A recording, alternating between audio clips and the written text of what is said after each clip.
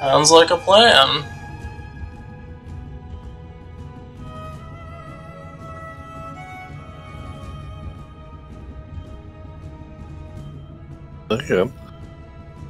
I got no qualms with it. My cat might have something to say. She decided she's going to be sitting on me right now. Well, if you want me to go first, I have an idea for my character as well. No, I can't. Unless you want to, I don't care. No, I don't give a shit either, so go right ahead. I just thought, if your cat's comfortable. No, it's just you might hear her purring over the mic. I don't mind that. Free cat views. We all love our animals.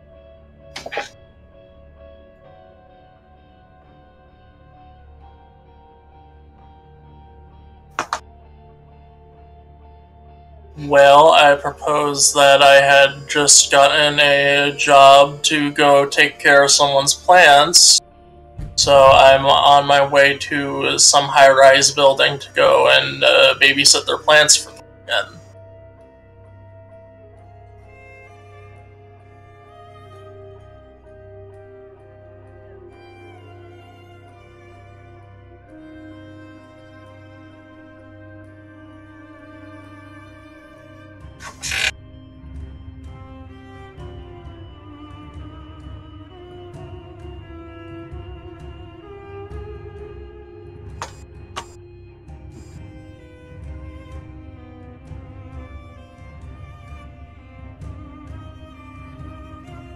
Oh, fun.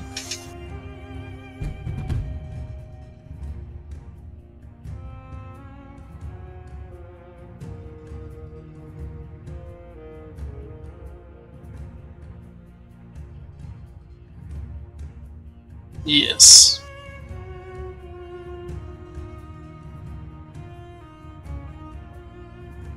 Figured I'd give you some room to play around there.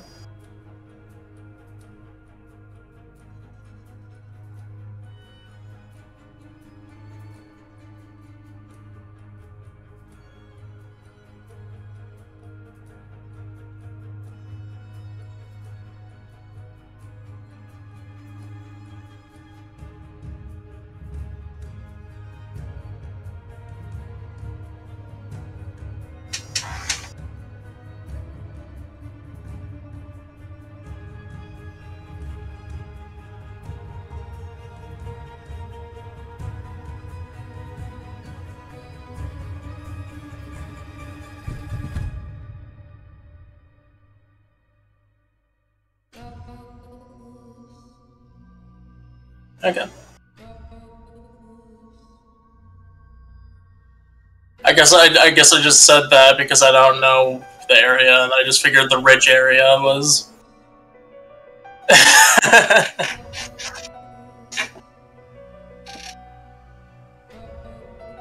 Okay. Okay.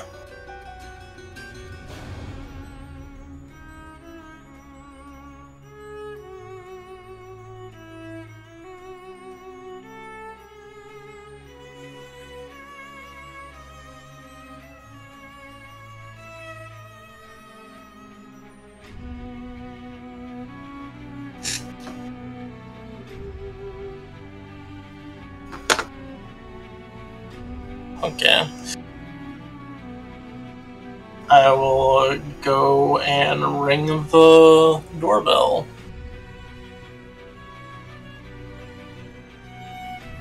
Hi, I'm here to take care of your plants. I'm Mel Weird. You hired me just about 2 weeks back. Are you Valentina?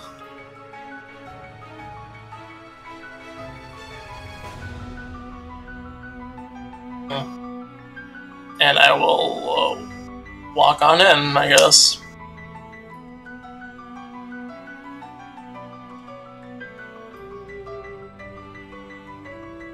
Mm-hmm.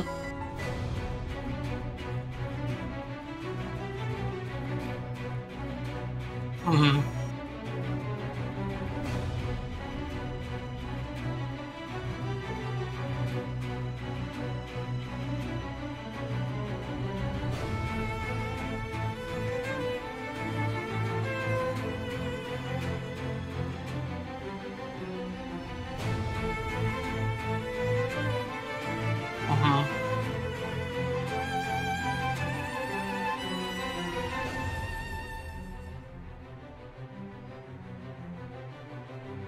Okay. Yeah. I'm gonna walk in. I have all my gardener's equipment and book bag in my back. And I will, knock on her front door. I guess I'm in there, aren't I? So I will ask her what all she wants me to do, and we'll get the details all situated here. You show me around where the plants are.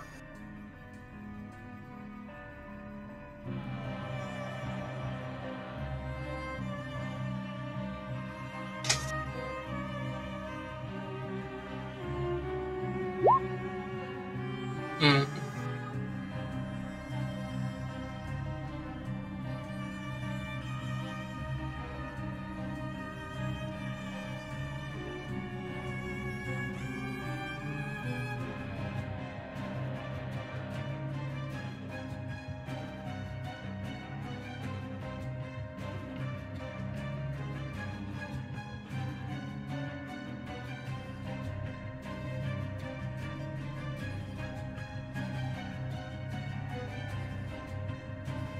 Oh, no problem.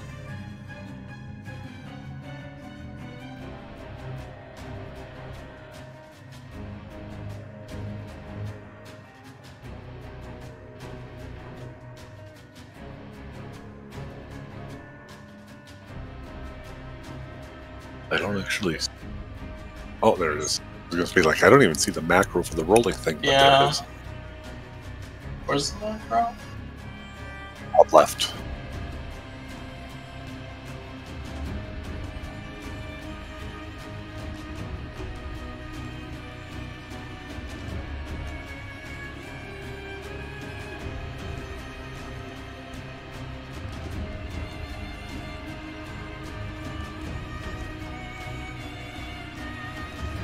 Okay. Yeah.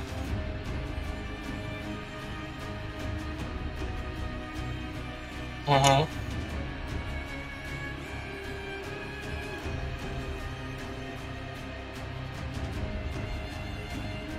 Okay, open a new tab. Okay. And you can actually read it this way. where is this macro? I'm trying to find it.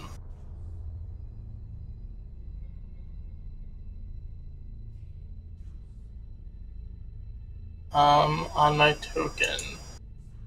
It's not on your token, though. The button's up on the very top left.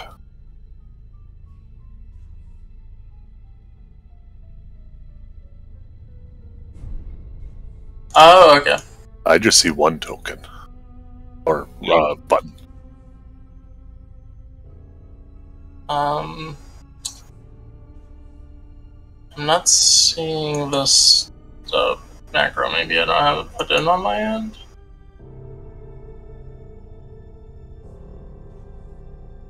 Oh, I see it now. And then it's minus.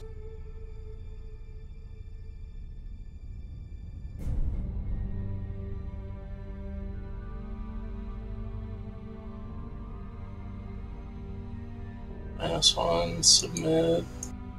And then the check digit modifier is what? Okay. 0. And submit.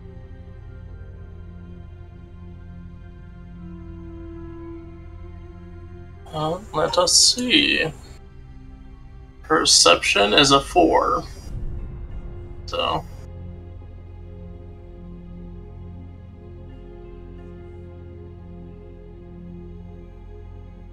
Mm-hmm.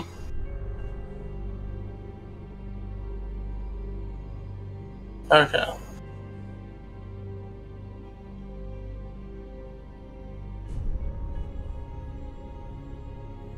Okay.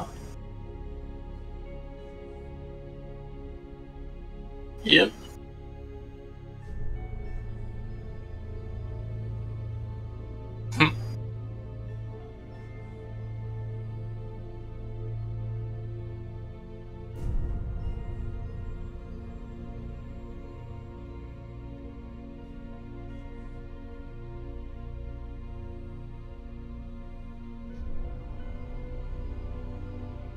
Mm-hmm.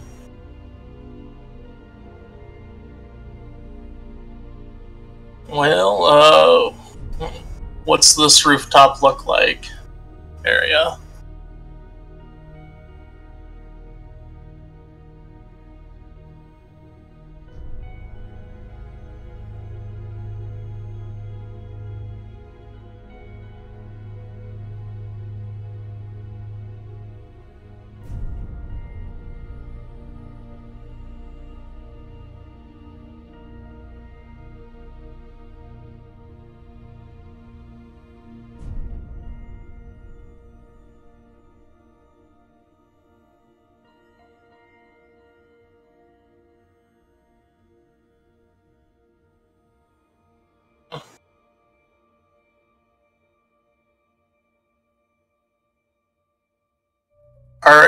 Do any of them have any specific dietary things that I need to, or poisons that I should be aware of, ma'am? I know that with higher income clients, that's always a possibility to be aware of for me, so.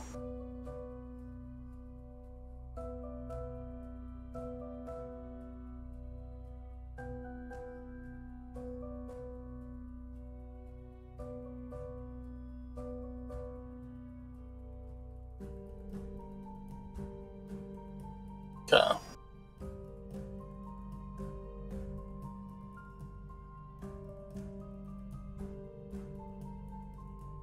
Let's see. Would that be under Celestial? Or.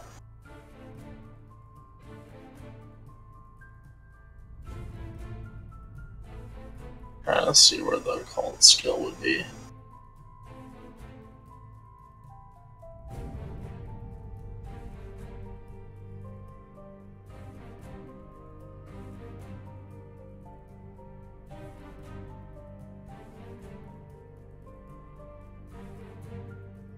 Okay. Okay.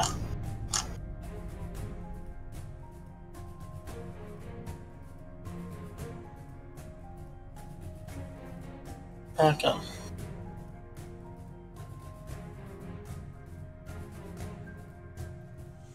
Okay, so I need, again, let me figure this out. So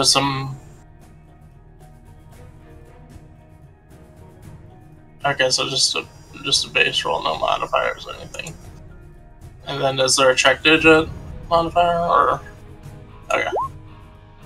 Okay.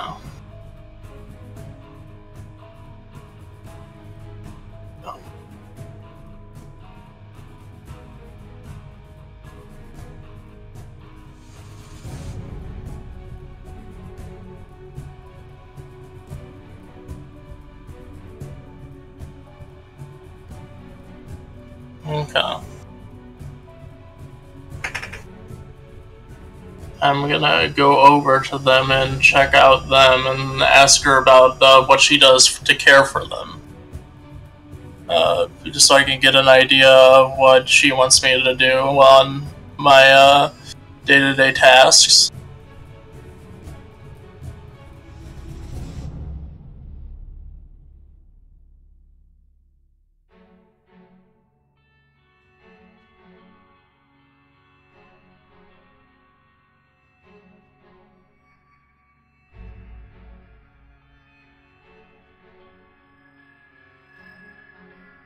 Oh, okay.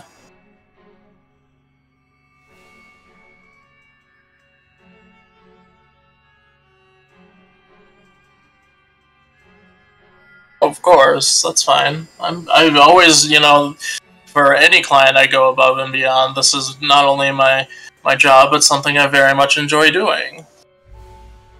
So.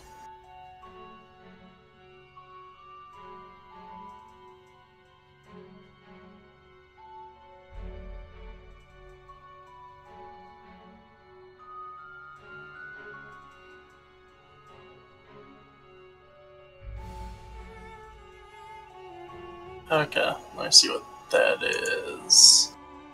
Perception, detect lies 2. Okay.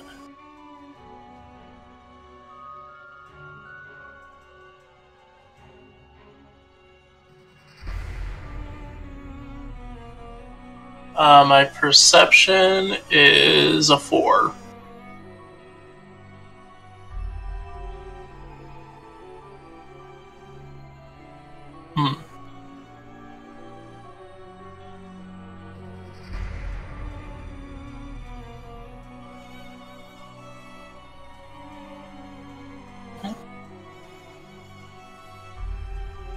Well, is there any other big plants other than these that you want me to look after? Or is there any other in the garden? This is quite the vast garden. I'm very impressed by it.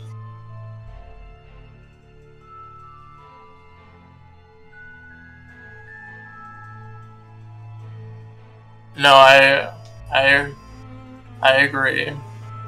I've always dreamt of kind of, this is gonna sound morbid, an apocalypse of having the world be overgrown by you know, the vegetables again and the earth reclaimed.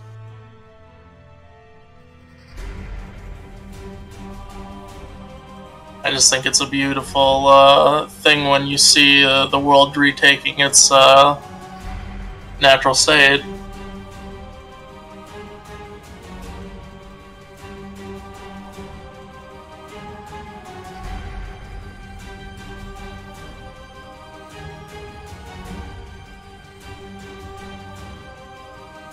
That's no problem. I'd love to.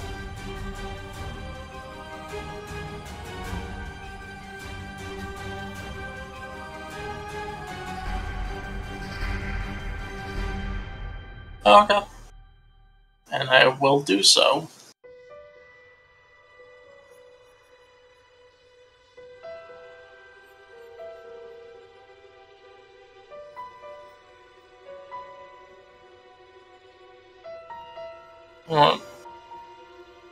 Well, what do you mean by tick? Because I have interest, that's for sure, but...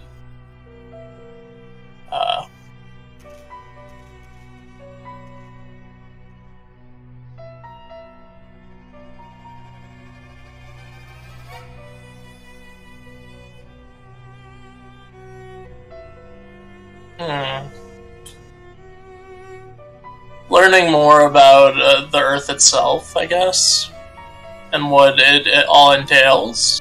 I think there's a lot of mystery to it that we haven't fully realized, that science hasn't fully discovered. And, you know, I don't believe fully in that science is the only thing out there, so...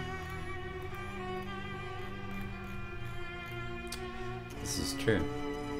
So with that, she opens her door up a bit, and she says, oh, one more thing.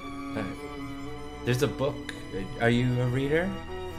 Oh, very much so. I love a good dive into any type of fiction or non-fiction, literary, of any sorts. Okay. Give me a second. I'm going to test a few things here. I want to know a little bit more about this character.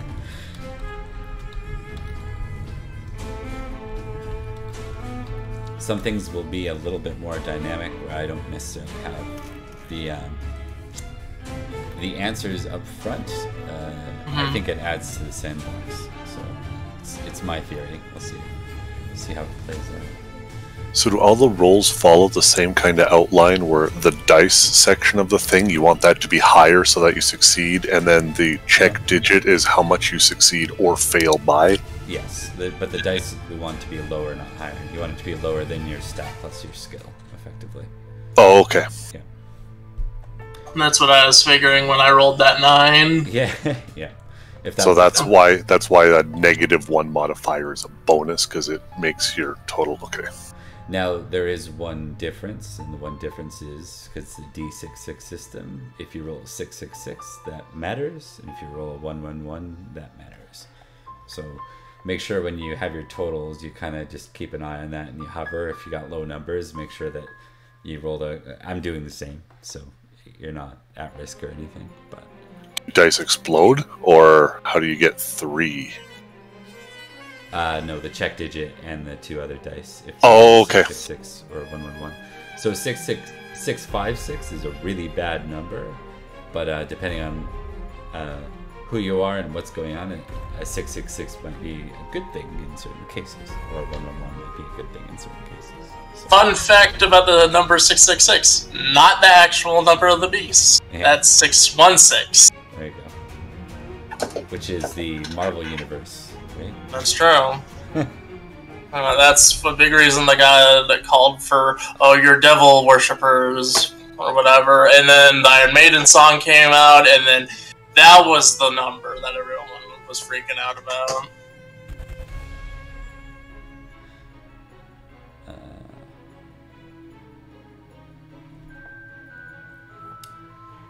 She hands you a book. You notice that there's no... It's old. And there's no... Looks almost more like a tome than a book. And she says, it's not light reading, but I like the way you think. Tell you what, if you get through that, and it interests you, we'll talk more. Okay, I can agree to that. I will definitely take into consideration that this looks like a very old book, and I love me some old history. So, and I appreciate it. I'm gonna give you one more chance to test perception now that the door's been hung open for a few minutes. Okay. Give you a chance to see the actual proper old lady and not the one that killed her and is pretending to be her standing in front of you. No. Oh god, where did the roller go? I'm sorry. It's okay. Just remember to click on your token. Yeah. And then it should pop up again. Oh, there we go.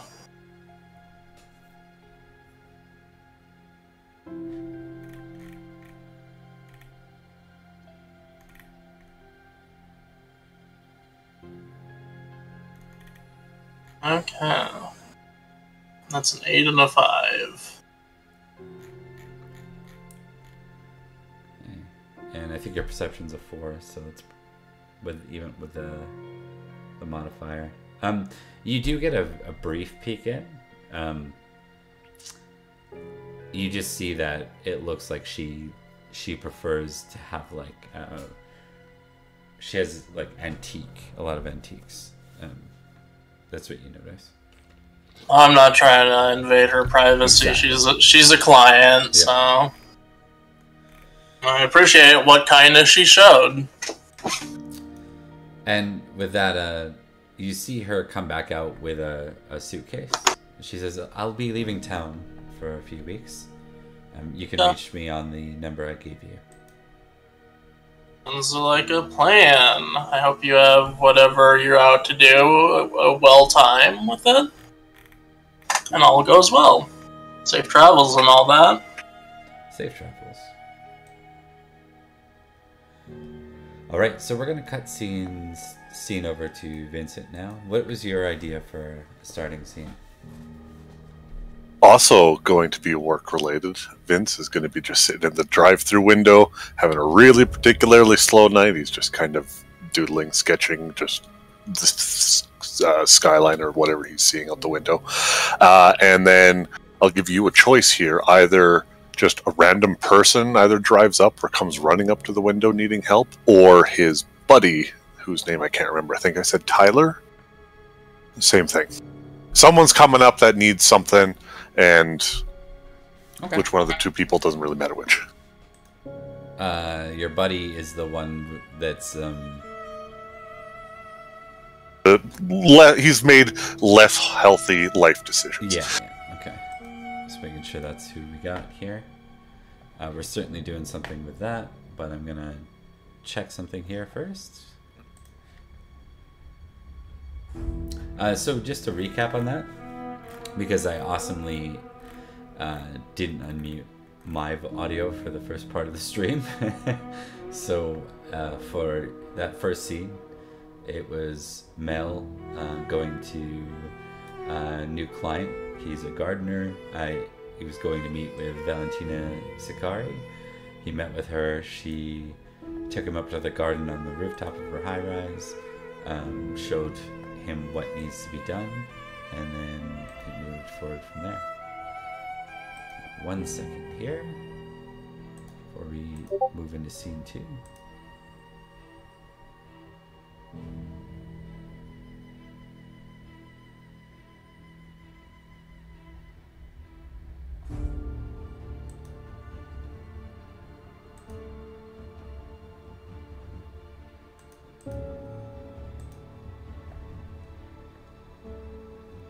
All right. So Quinn.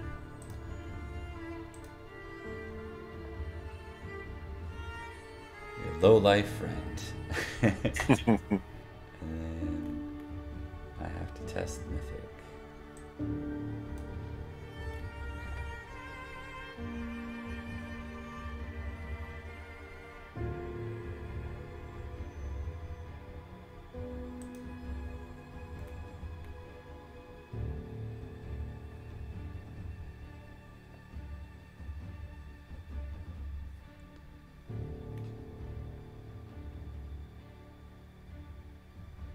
Okay.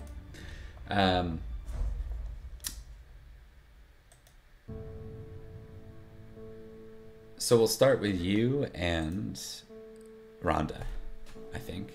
It's Sure. The start of... This is... You're a night shift guy, I take it? Yeah. Okay. So this is the start of your shift.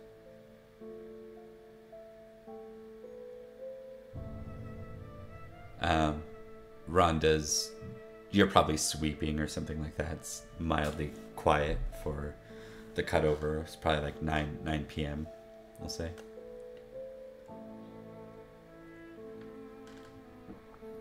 Rhonda, she's one of those people that's just a breath of fresh air in a lot of ways. I'm guessing Vincent's younger, like 20 something. Is that? Yeah. She's probably a 30 something, but she's one of those people that doesn't almost fit the job. Like you'd expect a 30 something manager of a place like this to be, well, just like driven into the ground, but she's incredibly optimistic, right, in her job. I know exactly what you mean. And she also, you know, like she's just in every way, she doesn't look worn by it. She's relatively in shape. She's you know, relatively, like, she's probably one of those people that people say, why are you working this job? Why aren't you doing something better? Like, It inspires everyone around her to do better so they don't disappoint her. yeah, but she's the night person though, so she she's not even the store manager or anything, and the store manager is a big jerk. I think that much we know. But when you finish your sweeping, she's just come out from rinsing off or mopping the bathroom floors.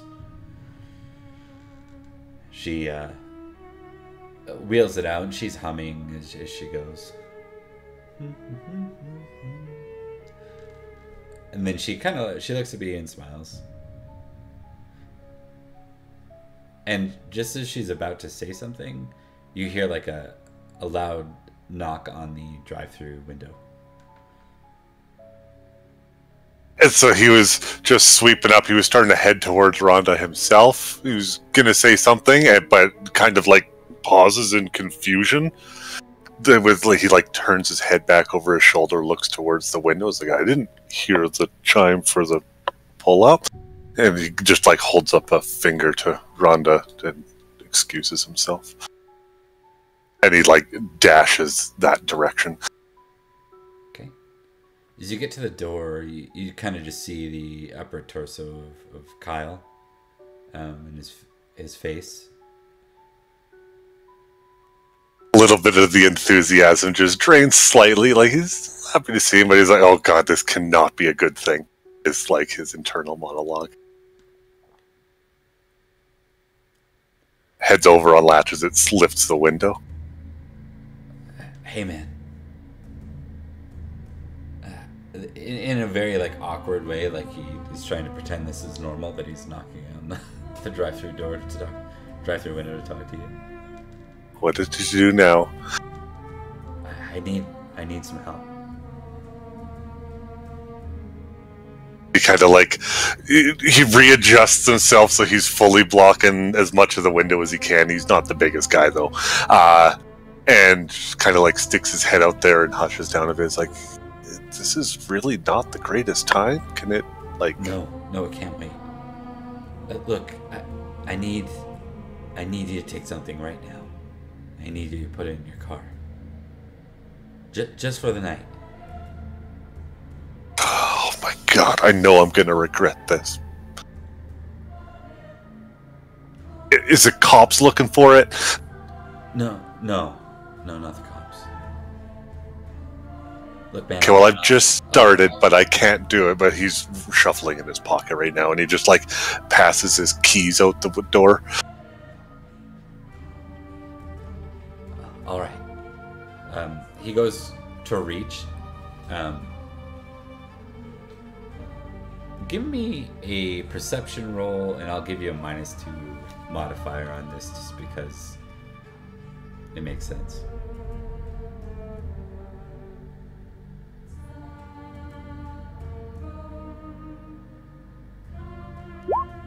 I assume the check digit was nothing. Oh, interesting. You got a. Oh, I almost rolled. And it can, I'm not gonna put in advanced scripts, but that would have been a 1 and a 2. I think a check digit 2 means you notice it later, but you do notice it. He reaches for the key and takes it from you real quick. He says, "Thanks, man." He's like, "I'll be right back with these." And you see as he shuffles off, he has a duffel bag with him. You see him open your trunk, and he kind of looks around and then throws a duffel bag in and then shuts the trunk quickly. Like you're kind of viewing him doing this from the drive-thru window. Yeah. And he kind of races back. He's limping a little bit on his way back, and he gets back to you.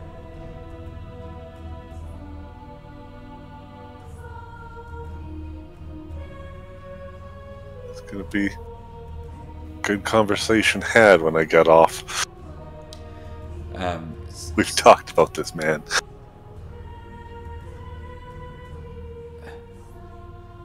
He just shakes his head and then says, "I owe you one. I owe you a big one." And with that, he hands you back your keys.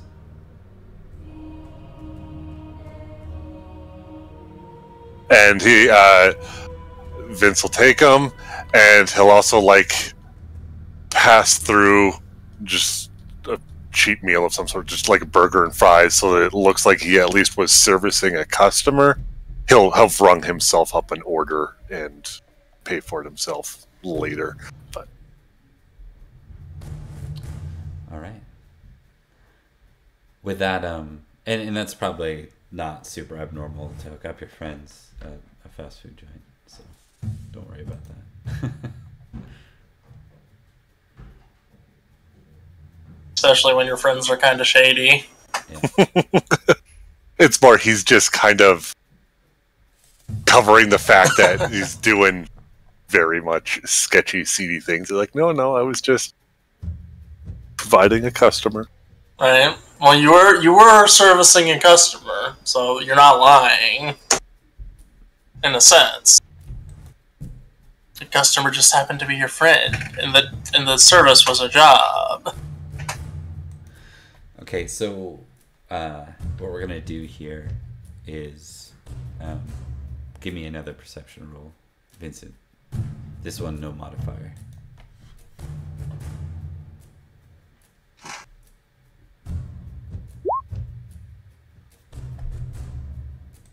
And I've got a perception of 6, so I think that fails then. Okay. You If I'm understanding how these rolls work. you do. Because I don't really have a skill to go with perception. Correct. It's the one thing I think I've house ruled. You have muted yourself, Bob. Oh.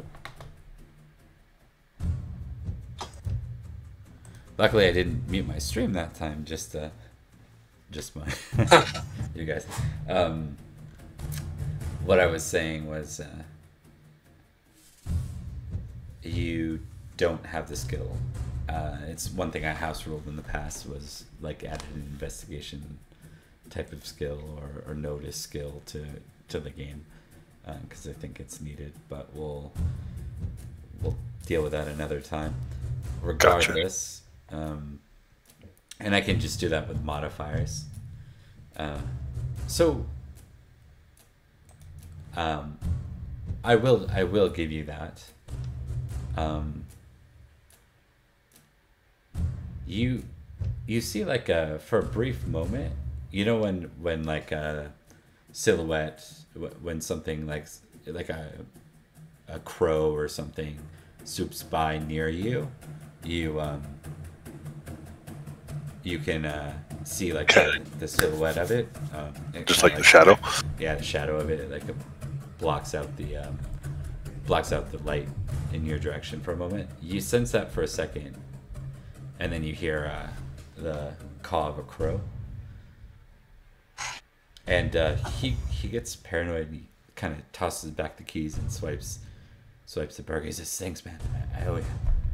And with that, he starts hobbling away. Take care of yourself. Yeah. And with that, I think Rhonda will kind of be, when you turn around, Rhonda's a little bit closer, and she says, one of your friends?" Yeah, but look, you didn't have to mop the bathroom. I was going to get there next. Very much just deliberately trying to change the subject. It's not like I had anything better to do. Oh yeah, I know, but that's more for like... That's the minion's job to do. Mm. You say so. She says. Oh, and you have something on your hand there. She just motions and then kind of walks away. Oh? It looks down. It's red and wet. You remember that's exactly like when he reached for the keys to you? And you notice that looking down at the keys, you see more red on the keys. It's blood. Jesus Christ, Kyle. He stuffs his hand back in his pocket, and while it's in there, like, he turns it a little bit to, like, really give his hand a wipe down, effectively using the inside of his pocket as much of a napkin as he can. Okay. And then, I guess, head off to a sink to actually properly wash, because with Kyle, you never know what's in any of such fluids. For sure. Also, fast food industry. Yeah. That's fair. At that point, it's a little bit of an afterthought. It's like, oh, right, plus I'm at work, so, you know, hygiene's important. That's true. It's more, oh shit, my friend is bleeding and was limping and needed to stash something in my shitbox car. How do you know it was his blood? I'm making assumptions at this point. That's true. Okay. I think we're going to cut back briefly to Mel here. What would Mel do for fun after nightlife, or in the nightlife, I guess? Like anything out or return home? I'm going to return to my place with the book and take a quiet night in, reading a bit of it. Okay. You run into an initial barrier when you open the book and start trying to read it. Okay. It's in Latin. I know Latin. Do you? Yeah. It's a big part of the whole cryptozoology and like all that mythic stuff. Okay. So I am well versed in that. I will buy it. Why don't we say that it's, if that's the case, why don't we say that you're you have to kind of translate some of it. Okay. right? Like some of it's like Yeah. very straightforward Latin, and some of it is using terms that seem old. The big thing is Latin has like 2, maybe 3 versions of it, Yeah, and it varies. So yeah, exactly. Why don't you give me a test on? We'll get you to go ahead and test your intelligence and then cryptozoology. So it's your intelligence +3. okay, so plus 3. Oh, that's not a plus sign. That is a equal sign. Okay. That is good.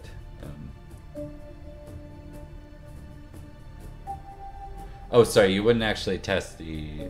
You wouldn't add the 3 to it, but that's okay. So what'd you roll? 5 and a 4. And what's your intelligence is 6, right? Let me make sure. Intelligence is 6. So 9. Yeah, it passed. Okay, so that's why it rolled correctly. So.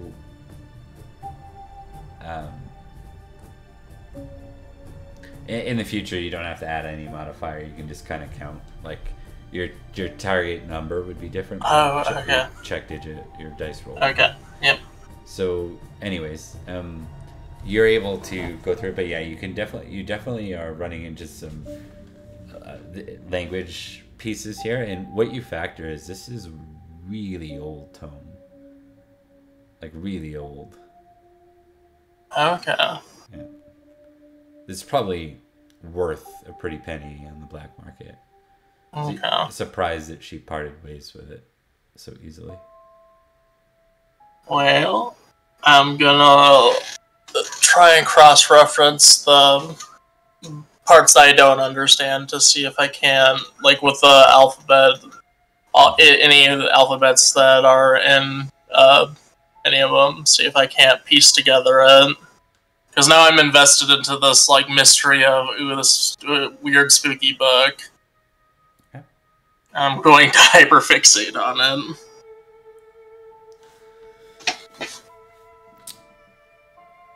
What you find fascinating is what it seems to focus on are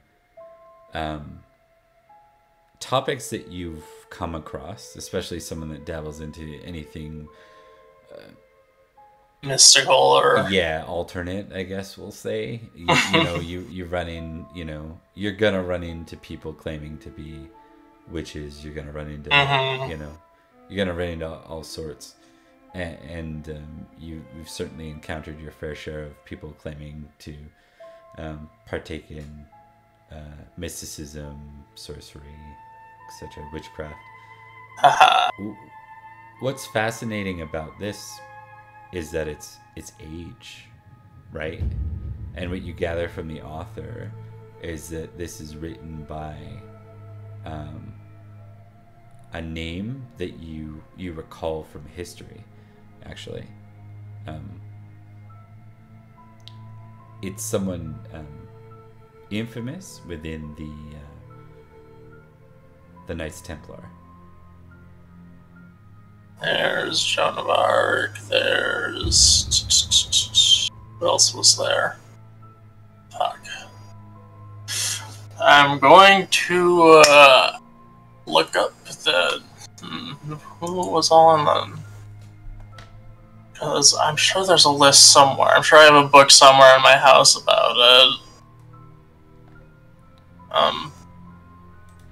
So I'm gonna go pick up a book from my library and see if I can't find any of the names to cross-reference there to see if that holds any validity. Look up their stories. Okay.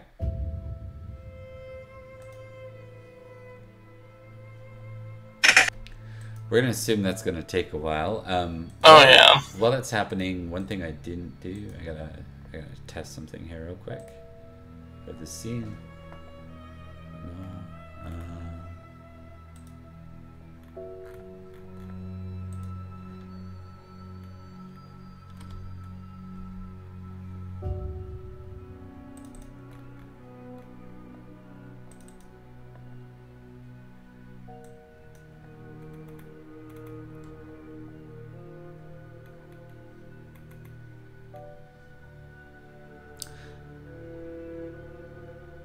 You start to find yourself becoming overly tired all of a sudden. Okay. Well, I guess you're in the middle of like your research when this happens. I'll probably be laying down on my sofa while reading, so I'll probably drift off. Okay.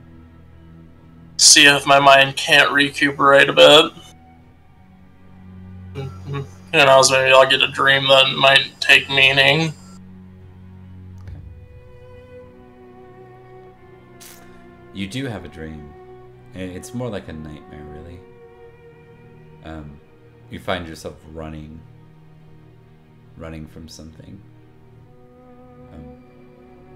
Whatever it is, it's winged, monstrous, and chasing you through the streets of Seattle, and then into open fields and an open glade.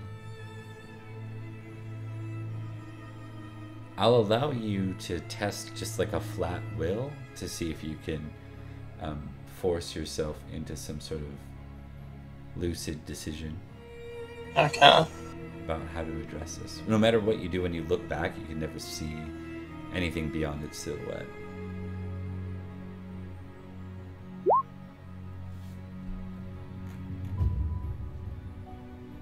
Is that lower than your will? Yes, my will is 6. For one particular action, you can transform this whatever way you wish. I'm going to I'm going to stop and let the thing catch up to me. Because if this is a dream, then I know I probably won't die from it. And that's me taking a gamble, but... You turn and face the thing, and just as it starts to swoop down and get closer, you see it has almost like bestial features for the first time, and you wake up. Your eyes shoot open. Now that was an interesting dream. Curious as to what that beast was. You feel a bit of cold air, a gentle breeze. Mm-hmm. Your eyes kind of glance over in the direction of your window. You notice your window's open. The book's gone. Fuck. Someone...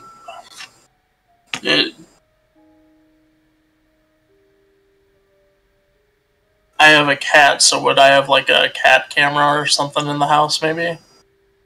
So that when I'm at work, I can, see if it's around. Yeah. Yep. That's fair. So I'm going to go to the cameras. Okay. See if I can't see if it passed by that area. Alright. We'll assume this is a basic... Do you have computer use on your sheet? Computers? Did I forget to give that to you? I do not, I don't believe. Nope, but I do have tracking. I was gonna give everyone like a Computers 3 because it's just okay. This was written in the 90s and yeah, when computer use wasn't every day, but the basics of technology are way more common now than even 10 years ago.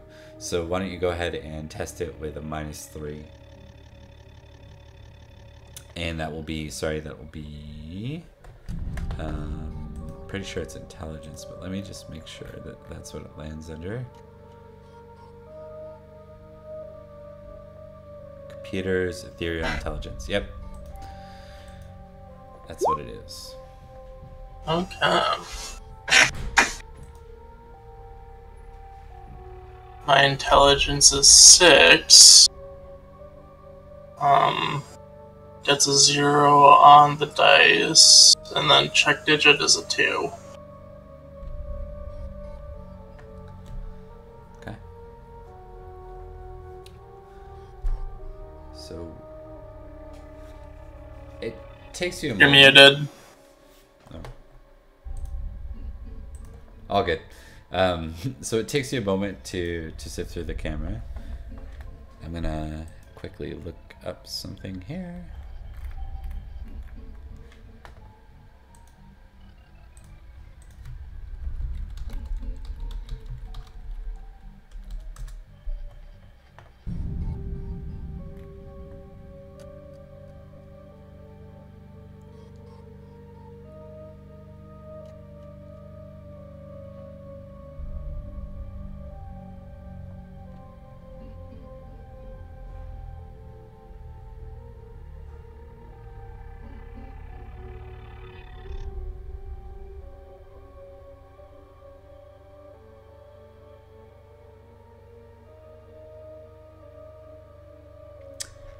You see the silhouette of somebody near the window, just the positioning of your camera, right? Mm-hmm.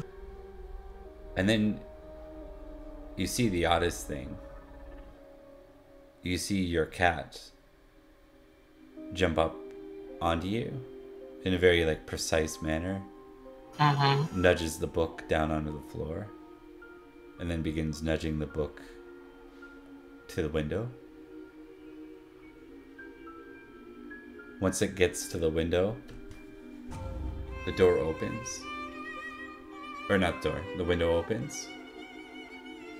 And you see the figure reach through. Kind of, they have to go all the way in, kind of with their torso. So it kind of flipped over the window. They reach down onto the floor where the book is, and they kind of pull themselves back up. Okay. Oh, is the figure humanoid? Yes, Okay. quite so. Well, I'm gonna look at my cat weird, and then I'm gonna get up and go out to that window and start looking around the area, looking for trail marks or tracks. Okay.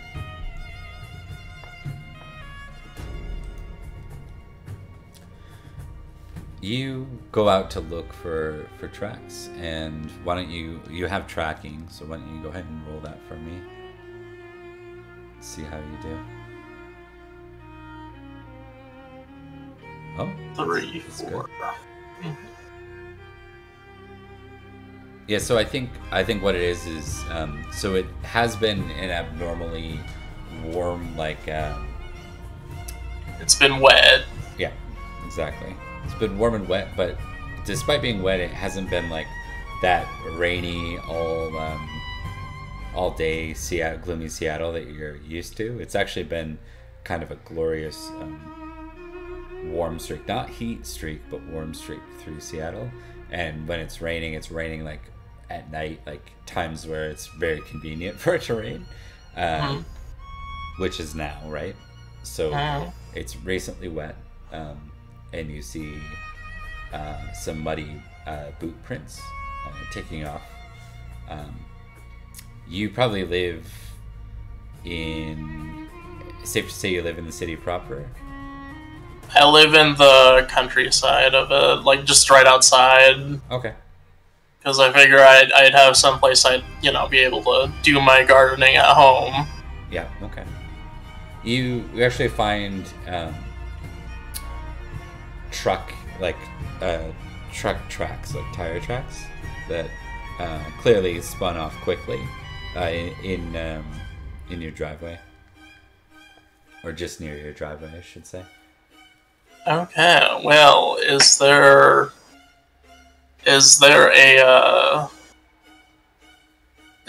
a what are they called? Stoplight nearby? Yeah, there's one like just down the street a ways. Just down the road. Those usually have a camera on them to track, passersby for the police, right? Yep. I'm gonna call up the police and see if I can't figure out where. I tell them the item I had was stolen from me, and I was wondering if they could pull up the footage from. I found where the truck tires pulled out. Okay. I think what they'll say is they say, we'll send someone out. Come Thank you. I'll be here, and I'll hang up and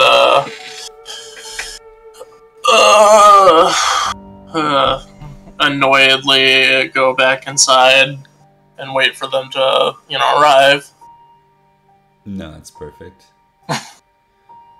So I think you end up wasting like a whole bunch of time that night. They come in, they ask you a bunch of BS questions, and they check out your place, and it sounds like there's a whole bunch of doubt, and they tell you about the paperwork that's required to pull one of those cameras, and they ask you for the worth, and maybe that's what I need to know. What do you think the worth and the value is of what you lost? Well, it's a history piece that was given to me by a friend. I'd say somewhere around... And I'll pull up the number that I had found. I'd say the number. Okay. I mean, this was a really important piece to me. I need this piece back. I understand that you guys have some red tape we have to get around, and I'm fully willing to cooperate here. I think this guy, this is the kind of guy that they don't send their A squad or their detectives really out for this sort of thing. They send a beat cop a bit more, right? Mm-hmm. So I think he just looks tired, and he's like, all right, well, you're going to have to come into the precinct then and sign some paperwork in order for us to get the access to this camera. And it's already like 2 a.m. by now. How much time all this is going on? Yeah. Well, I'm tired. I'm sleepy. I'm kind of frustrated because I was just robbed. And I'm like, I just want this over with, and I'm not gonna be get into sleep now that I know that someone has been broken into my house. So I'm just gonna. Can I come down now? Is the precinct open?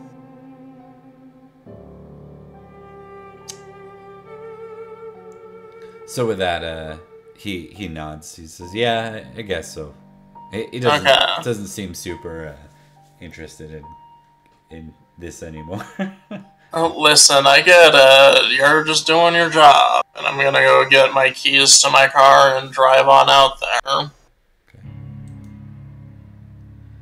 I think we're gonna cut back now.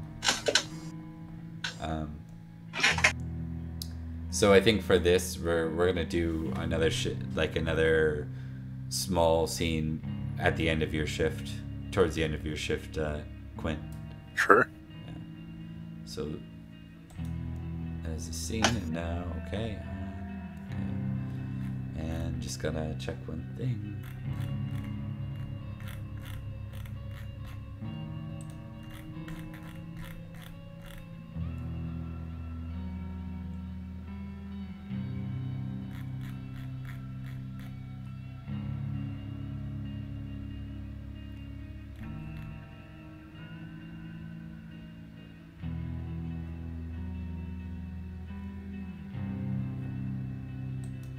Okay, so you've just finished the end of your shift, and I think Rhonda's going home too.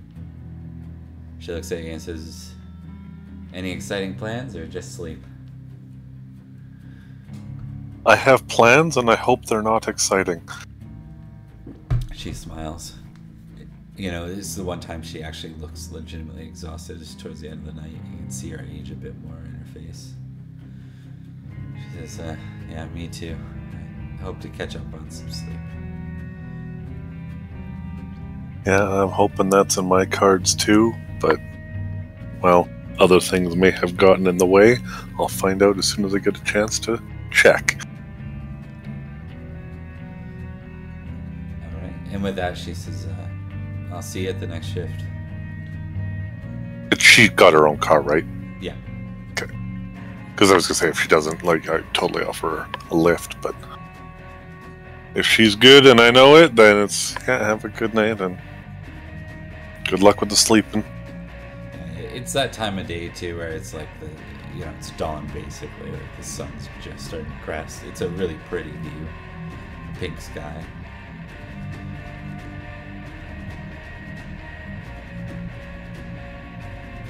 Yeah, and he's... Sorry? What are your plans? Is she asking me this? No, I'm asking you this. First thing I'm gonna do is go to the trunk and open up that bag and see what's in it, and then we'll assess from there. Okay.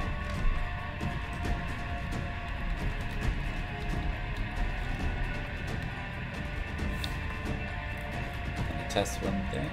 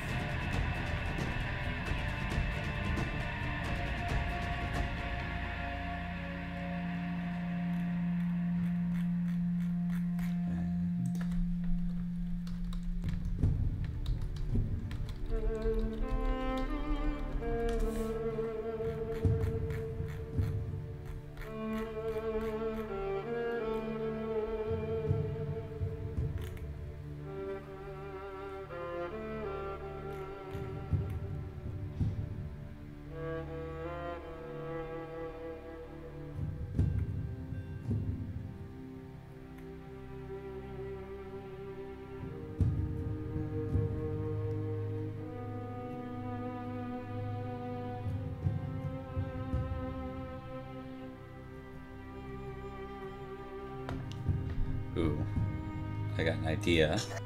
I'm doing some of this obviously on the fly, so forgive me for the long pauses before the scenes. What it does is it prevents any pausing during the scenes. I understand what's going on, so... Here. Scene generation, effectively.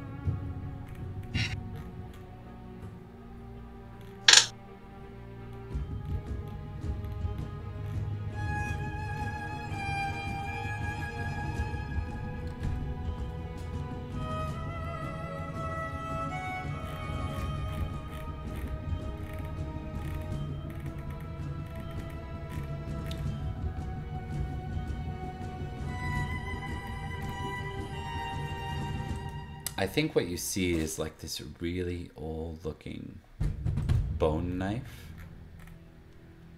and the tip of it in particular seems to be like coated in like a dried, almost like black and red. It smells to open it. Is there a bunch of other stuff around too, or was it just this knife in a duffel bag? Or is it actually not a duffel bag? Filled with stuffing. Okay. So it takes you a minute. You open it up, you feel the stuffing right away. You're like, what the hell? Like shredded newspaper kind of deal? Packing peanuts? Yeah, packing peanuts.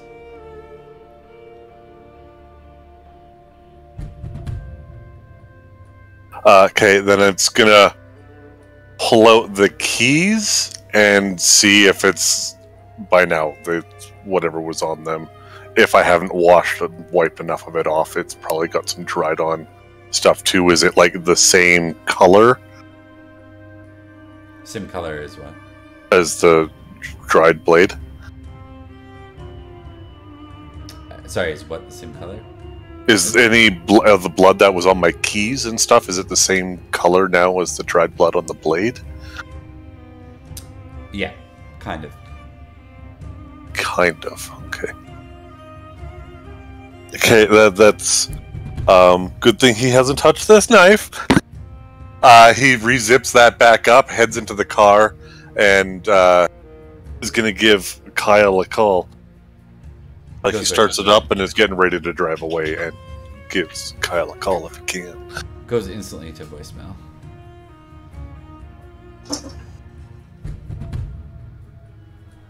So he just... Yeah, it's Vince, off work now. Give me a call. And then just hang up. Doesn't... No bye or nothing.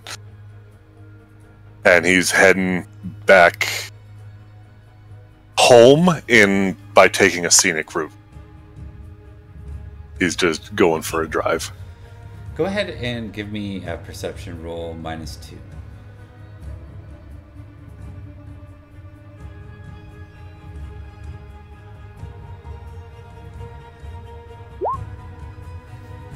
I think I make that. Because perception is 6. Yeah. Yes, you do. You're being followed. There's a car trailing behind you. Fuck. Damn it, Kyle. What the hell have you gotten me into now? So yeah, he's definitely not going home. He's taking a much more scenic route.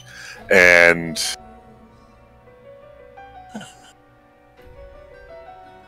Okay. Yeah, I'll come up with something as we're driving if there's not any input or anything. He's probably going to just pull into... Or if I pass by anywhere that's got like a security office or a cop car or something in the parking lot, he's just basically going to pull in like beside that or into a cop shop if I happen to pass one of those around. Not going to go in or anything. He's just... I'll spare you on that. The car that's following you, the lights start going red, blue, red, blue, red, blue. Oh, that's even worse.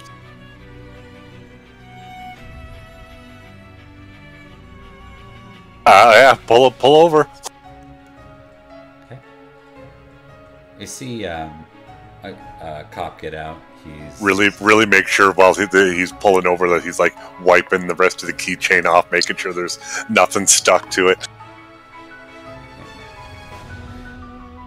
He gets out, and you see his partner gets out as well. She's in the passenger seat. He's in the driver. They both approach the car with lights, you know, doing that annoying shining the light in your face the whole time as you go. Squint, hand up. Kind of like shading his eyes. Yeah. Windows already rolled down. License and registration. Oh, yeah. And fishes it out, hands it over. While you're doing that, you notice that she's...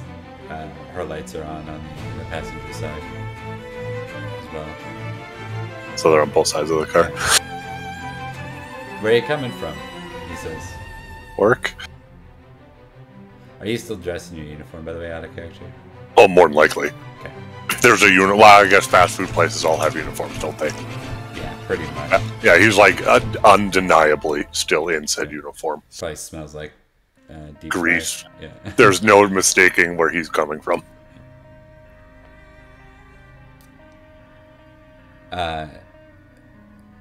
So he says, yeah, where's work?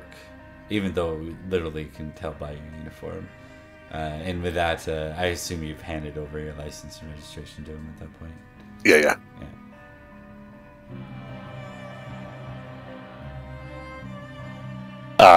McDonald's, I guess, is offhand. Yeah, we'll just say you name the joint. Generic American chain. Yeah, movies, whatever. Pluckers. Yeah. So he says, which one? Which one, Vincent? He says, as he's kind of looking over your license. Rattles it off pretty quick. Yeah. Oh, okay. Right downtown. Interesting. Not really. Curious, Vincent. Curious if you know or have seen someone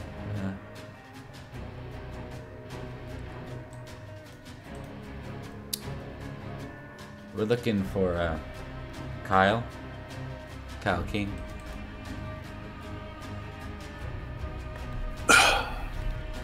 What did you do?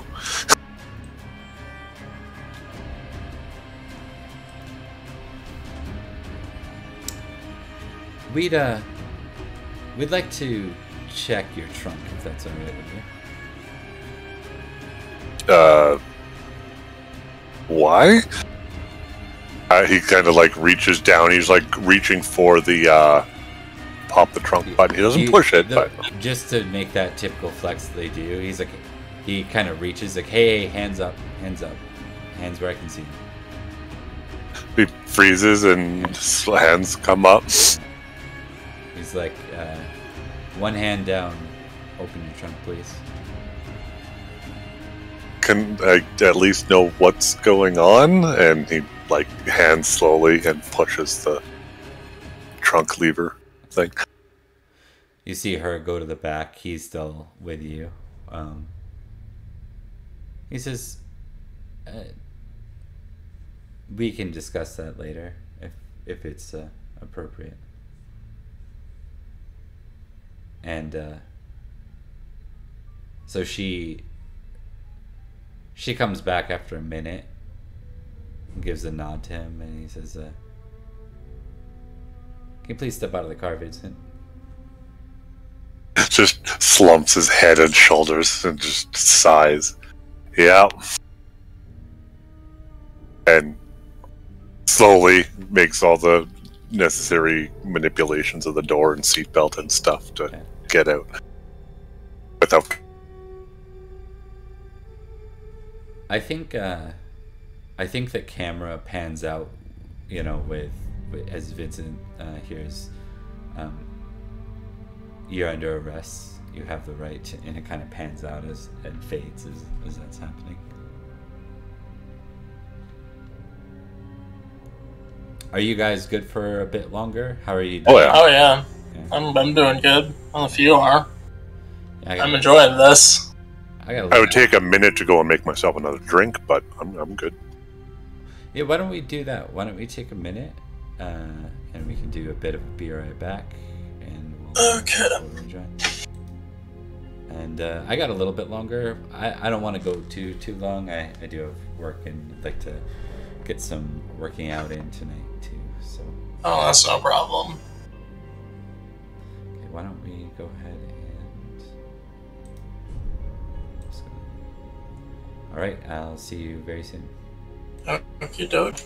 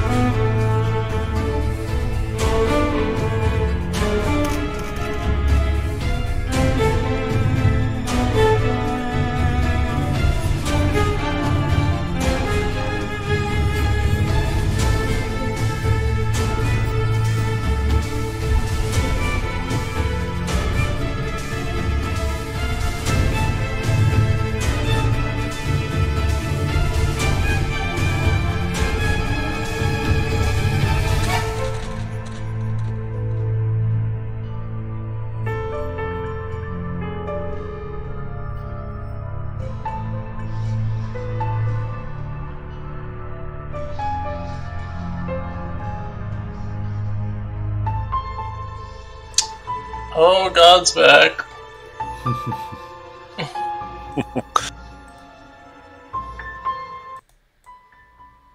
Here. Alright. Let's go ahead and dive back in. So we're gonna continue, I think, with the next scene. So we're gonna change it where it's back and forth. We're gonna stick with Vincent for this next little piece. Vincent, the two detectives, you learn are Detective Cordy and Detective Bradford, male, female, respective. They kind of leave you to stew for a bit in a holding room, and then finally they come back in. Would you have done anything like demanded a lawyer or anything like that? Probably not. Okay.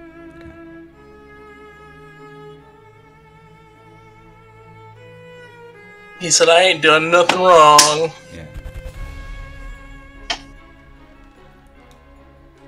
They, I think just he comes in at the beginning. Or like, at this point. So they've left you stew for a couple hours. He comes in. He, begins to pace around the room. He says, tell me how you know him. School? Yeah, and I know lots of people in school. Yeah, it doesn't mean they come visiting me at my window at work.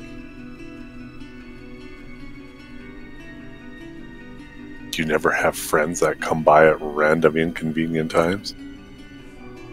I don't have lowlifes for friends.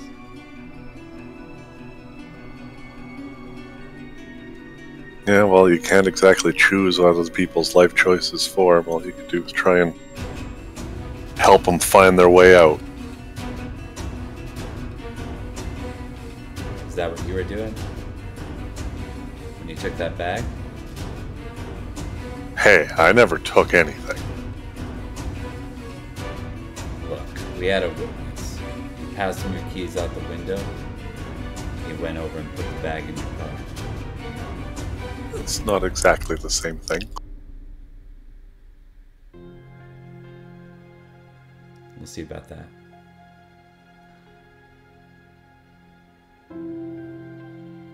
You know you're... Can you at least tell me what's going on? Oh yeah, I'll tell you. Your friend there. Your friend's a suspect. And this weapon that you had in that bag, that's the murder weapon. You want to know who the victim is? I don't think there's any way he actually killed anybody. That's just not him. Not just anyone. A kid. 14 years old. Yeah, see, now I know you're lying. He looks really pissed off. If you want, you can give me a detect lies.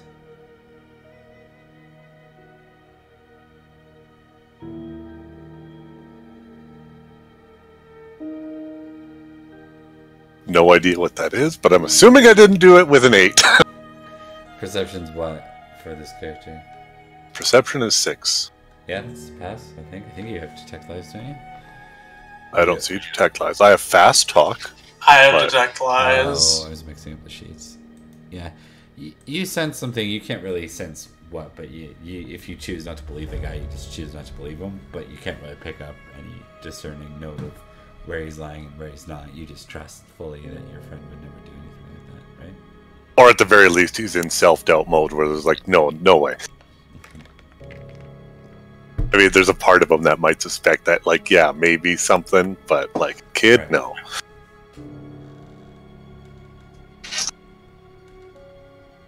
I think your friend is in some big trouble. I think you're about to be. Looks around the office and just kind of mumbles under his breath. Yeah, it looks that way.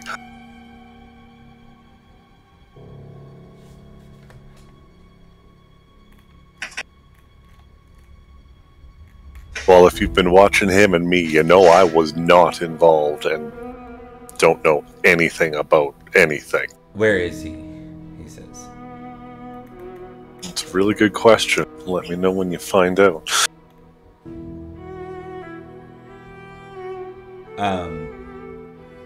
He does something that is especially not appropriate here. While you're chained up and in your seat, he hooks you, right hook, right across the face. He just like apologizes. Yeah, okay, All you got is a bloody lip off of it. better choice of words, gotcha. You son of a bitch. He looks like he's like escalating real quick, and then you see the door open and his partner comes in. She's like, whoa, whoa, whoa, I thought. She kind of goes over to him. She's like, you're waiting for me. What? Why are you in here? He's like, he storms off. He's like, forget it.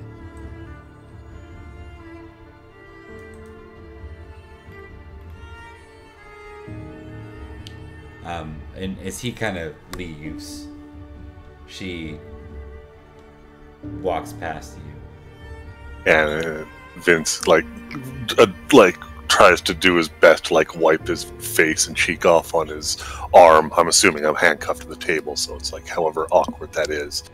And it's like, I don't know anything about what's happened, but I do know that Kyle didn't kill no kid. She reaches into her pocket she has like a handkerchief and she passes it your way, your lip. You're usually only handcuffed to one side. Yeah, exactly. So you could wipe it. You're stuck to you're stuck from like being able to get up and leave, but your hands aren't bound behind your back or anything like that. You're usually handcuffed to the I assumed table it was by like one the hand. loop on the table, and it's Yeah. like the cuffs are between them, so it's like both hands are effectively No. on the table. No, that's not how that usually works. It's minimal restraint, right? Because right now you wouldn't be in this room if you were already guilty or believed or being charged, right? So they don't really effectively have you beyond the initial arrest at this point. Okay, well, yeah, he takes it and gives her like an appreciative, like cheers kind of thing with it, and like holds it up. Listen, I'm sure if you saw what we did tonight, you'd have a different perspective, but I need you to tell me where he's at. I got no idea. He could kill again, you know. I doubt that, but it doesn't change the fact that I don't know where he is. Couldn't get a hold of him when I got off.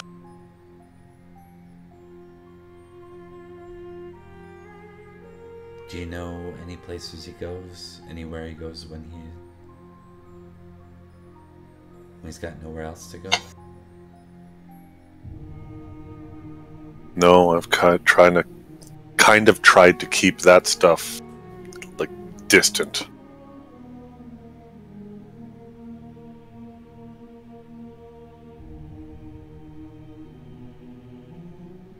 Like, I can't see him ever going back to his mom's place, but like, shit would have to be pretty damn bad.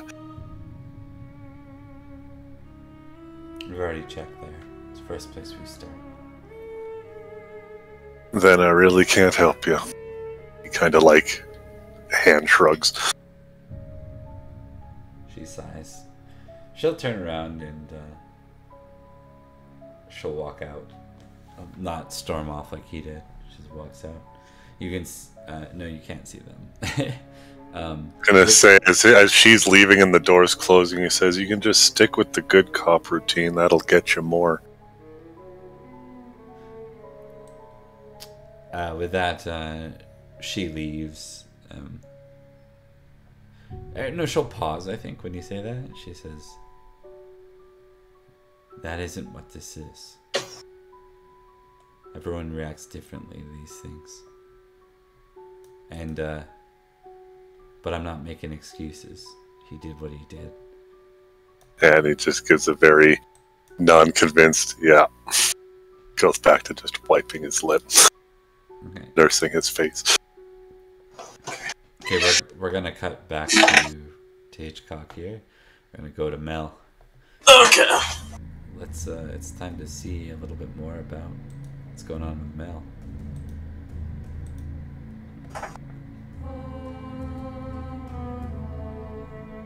Okay. I think you last left off with me driving to the precinct. Yeah.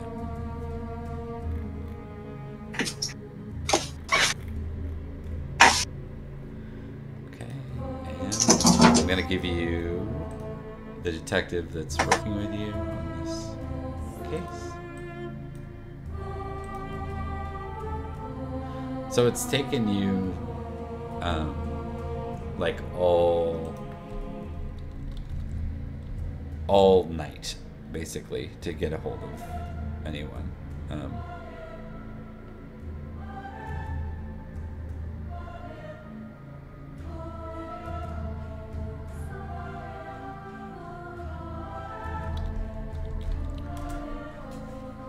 So, Detective Ernesto Cornish is who's been working with you.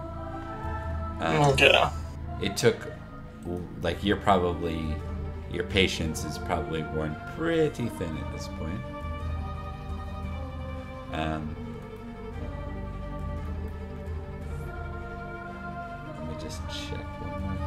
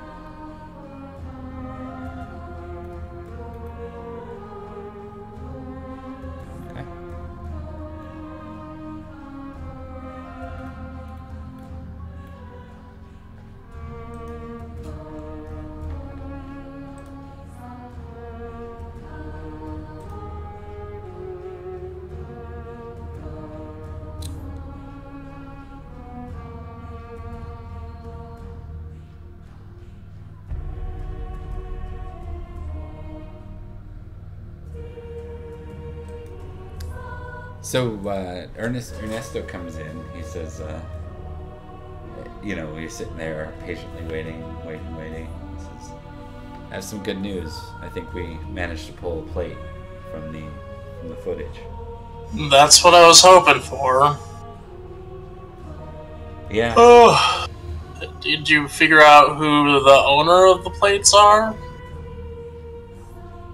We did.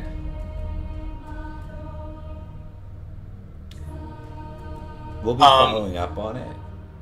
We should have some information to you by the next couple of days. Well, I appreciate this. If you get any more information on this, please let me know. I have a job to get to later today, so I really gotta get going. This client's pretty... It's a big paying thing, so I appreciate all this. Yeah, no problem. We just need you to fill out a little bit more paperwork. I'm going to bring you back into the lobby. I'll bring you to it. I just need you to fill this out, and this will make sure that we have all the appropriate information and that the case is moved forward to the right place, if that's all right with you. Oh, that's no problem. I'm just trying to get this book back, I'm whatever I have to do. This guy, you sense this guy hasn't been really dragging his feet. Like, this guy is certainly motivated. Not particularly towards your case, but he's just a very, very good professional.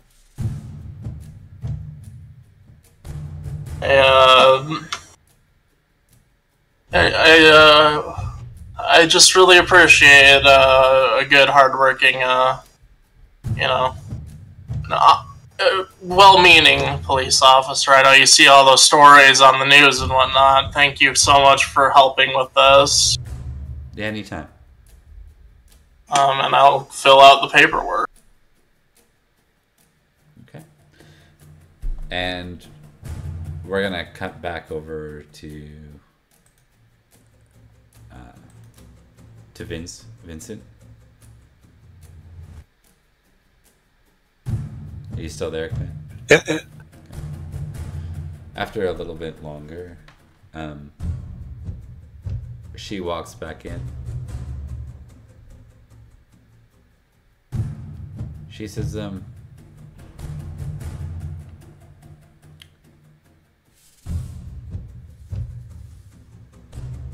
you had the weapon on you, but our witnesses have already said that our key suspect, well, is the one that we believe was originally in possession of it.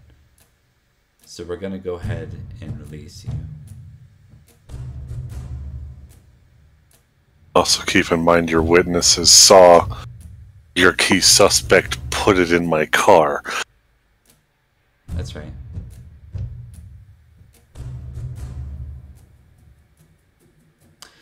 We're going to go ahead and let you go, but don't go anywhere. You might need to be in touch. Well, you'll find me either at home, in bed, or at work. Maybe the park. She smiles at that. Almost like a relatable equation for her.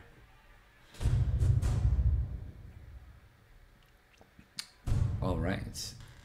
And then I'm assuming you're walking out. Oh, yeah.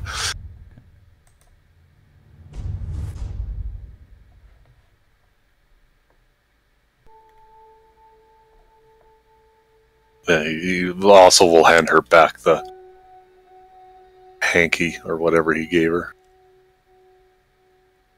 Okay. Now, I'm going to consult with you guys a little bit here.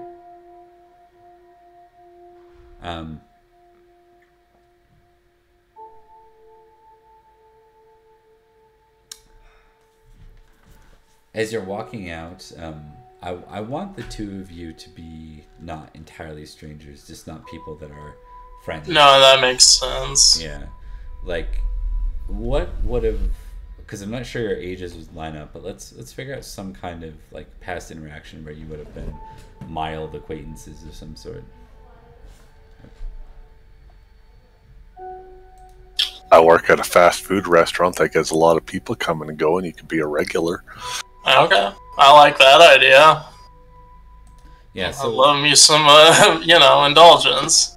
it's probably like 6:30 in the morning at this point, maybe 7 in the morning, and as you're passing out, not passing out, as you're walking past, out of the place, Vincent, you see Mel filling out paperwork. Both of you look absolutely exhausted, like you've been up forever here. This is probably my early evening respective time, because it's night shift, but... A2, Vincent. A2. You hear a familiar voice and see the familiar face. He kind of, like, stops and doubles back. Oh, hey, Hell, yeah. Vincent's not going to call you the name he knows you by. Is like probably double quarter pounded with cheese, extra fries, and a Diet Coke. I appreciate that. I appreciate you calling me by my actual name. You guys might think I don't hear you back there. No, Vincent probably doesn't even know your other names. No, and I Because get hey, that. and just kind of trails off, doesn't call you about what he actually does. Coincidence seeing you here? Yep, I got a pretty important book to me stolen from me, so... What about you? A lot worse than that. A lot worse than that. And you could probably see, like, his good chunk of his chin and cheek are brightly glowing red. Probably not quite bruised yet, but...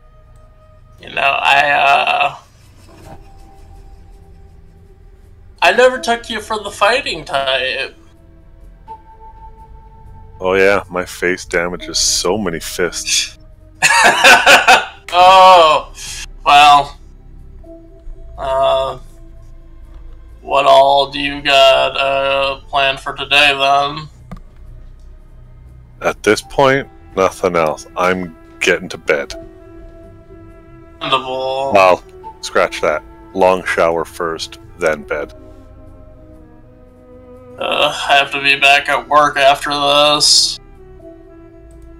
Yeah, I just got scooped up after work, so... Hey, I mean, at least it was, end of the night, you weren't fully in bed yet. Take it you were? Yeah. Got woken up by a nightmare, then found out this book was stolen, and led into this nightmare, so... Yeah. It has been a night. Bureaucracy, tell me about it. I'm pretty ticked off, because this thing is supposed to be, like, worth quite a bit. Well, things that get stolen generally are worth quite a bit. Yeah. So at this point, your detective comes back out. What was his name?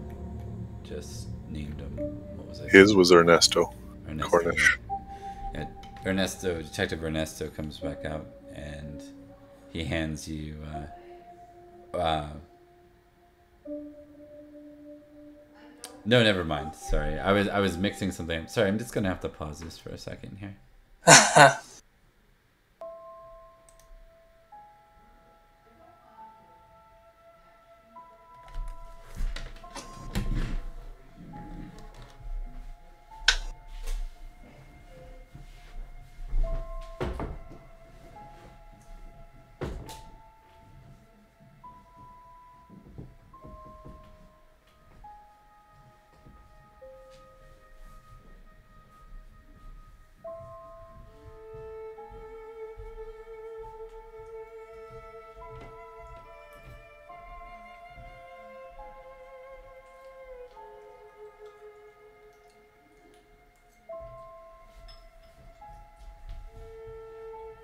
How old is Mel? He's 25. Okay. So also decently younger guy. Yeah, young adult. It's more, that's about the same age. I might even be a little bit older than... Yeah. Yeah, no, it's probably about the same age as Vince. Picture I have has him, probably looks like a young 30s guy, but you know, screw it. Mid-20s works. Sorry about that, guys. Yeah. Okay, so I'll leave you guys to maybe discuss anything else you want to for a second. I imagine you can say that you're done at whatever point you want, Mel. Like, I'm curious as to what school you went to, Vincent.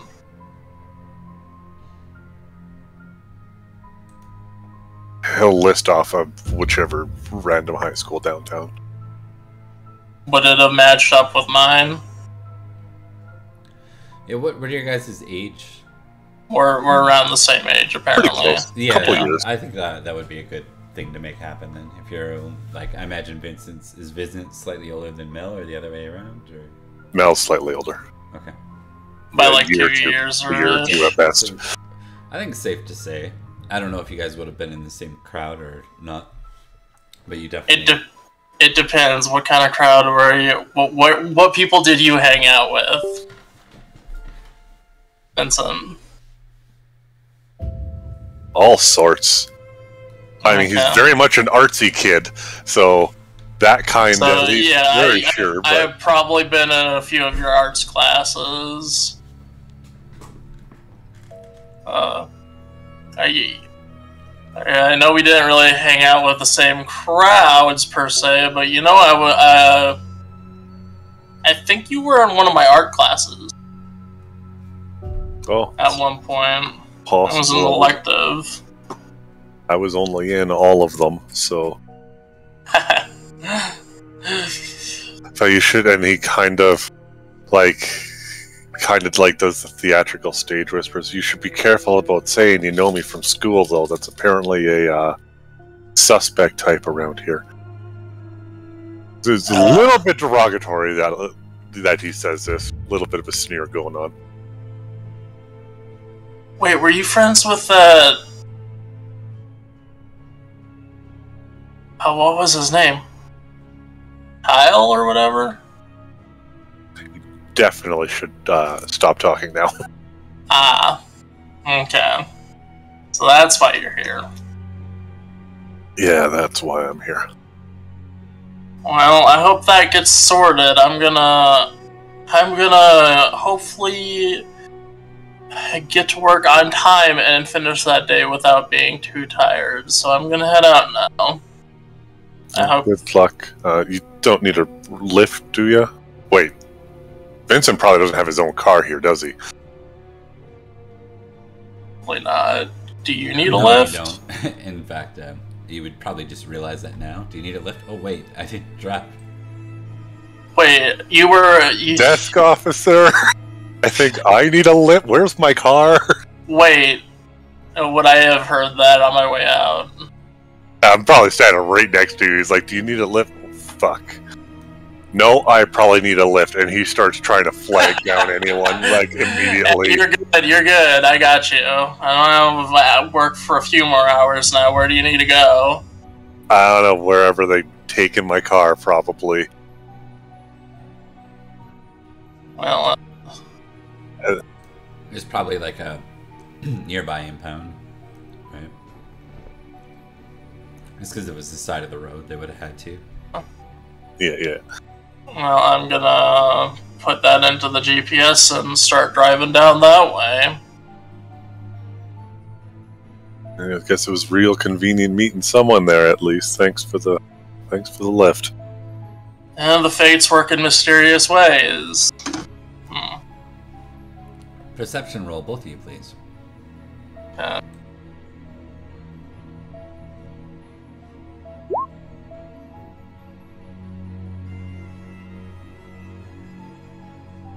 I maybe make it. Perception is 6. I rolled a 6. I have perception at 6 or 4. So that is a 7 and a 6. So.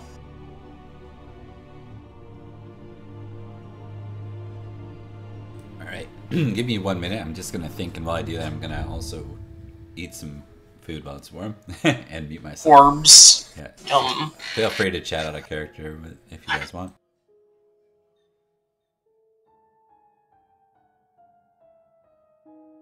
Yeah, what kind of car are we riding in right now?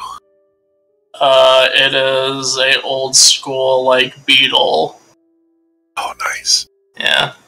I have Is it in good shape, or is it just utterly... No, it's in really good shape. This is like my pride and joy outside of my garden. So it's not like high school kid car that's just full of fucking garbage clothes and No. empty. Like, I take care of this car. Like, it might be filled a bit with, like, old books and stuff, but other than that, no. Well, it's gonna smell like deep fryer for the next couple hours. That's fine. I wouldn't be going to your place if I didn't mind the smell of the food. Although there's a difference between the food itself smelling good and like the grease the day after. No, yeah, as someone who had a sister who had to work 2 jobs to finish nursing, I get that. I've never actually done fast food stuff, but I've had friends and siblings of friends that have had that and picking them up from work and stuff, and it's like, yup, that's a unique smell. My brother worked at Jimmy John's for the longest time, and he swore it off. He couldn't eat it after he was worked there. The smell was just. Yeah, I can absolutely understand that. It's not my case because, well, like I said, I've never had such things, but I've worked in kitchens, but not fast food kitchens. So I'm good.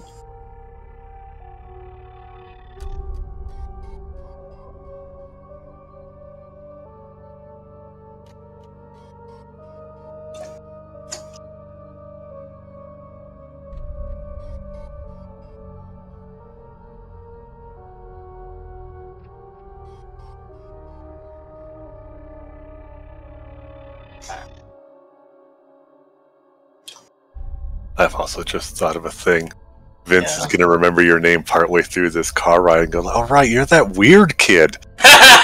True.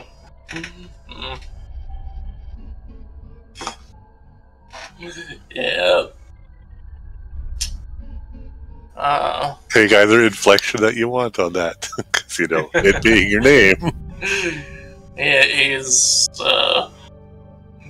he probably got it after, because this is something that I'm really good at, is any kind of, like, luck-based game. So he probably got it after winning an ungodly amount of Lucky Streak. Oh, that must be a convenient real-life skill to have. I've got just it is terrible luck with games and stuff like this. My sister is the opposite, though. 9 times out of 10, I will just roll absolutely shit in everything. And then the one day I'm good, like I am on fire. But it's honestly, it's a blessing from my grandpa, because his favorite thing was bingo. He loved all those games. He was very big into them. And I always loved, like, the card games, the board games, whatever. Those were my favorite things. And after he went, that's when my luck on all that really increased. In real life, too. So, like... I don't know how I am in real life, really. I've never really paid too much attention to it. I just know, like, these online dice rollers and stuff just generally hate me. But... Well, there's a trick to them, especially in the D&D ones. If you're repeating ones, you're dice locked, because this game does have it's not a full-on randomizer, it's a generator. So if you reset the page, like refresh the page, it'll reset that. I did not know that. I don't know if that's still a thing on here, but I know for the longest time that's how you could, like, fix your rolls. Not necessarily fix, but just stop them from keeping on getting ones.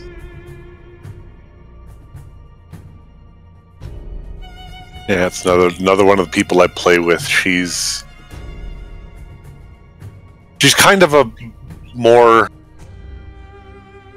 stable version of me. She generally rolls pretty bad, but like lots of maximums. Like half of her dice will be maximums, but she also, the other half is minimums for a lot of things. So it's just an on-running joke. It's like, which way is her luck swinging for this particular roll?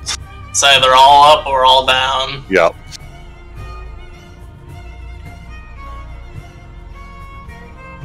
It's like, well, you rolled one success. You've got 5 10s, but you rolled one success because you also rolled 4 1s. Because it's just how the dice work in World of Darkness stuff. That's mostly what I played, but... Got really into the idea of probability in high school, so, like, I did a whole, like... just a whole bunch of study into the math of it all. And so that's how I know a lot about the stuff on, like, the Roll20 computer system and whatnot. And then also other, like, you know, generators and whatnot, and dice rolls and the probability there. I know a bit of that kind of stuff. I was always kind of a math kid, but I didn't delve into probabilities and stuff specifically. But me and a bunch of my friends did go through a very big poker phase several years ago. So like all the pot odds and stuff. See, I've always been appealed. I've been into dice stuff, but I've never really got into D&D until like late 20s, early 20s. So it was but I didn't really get to use any of it until, you know, I moved out.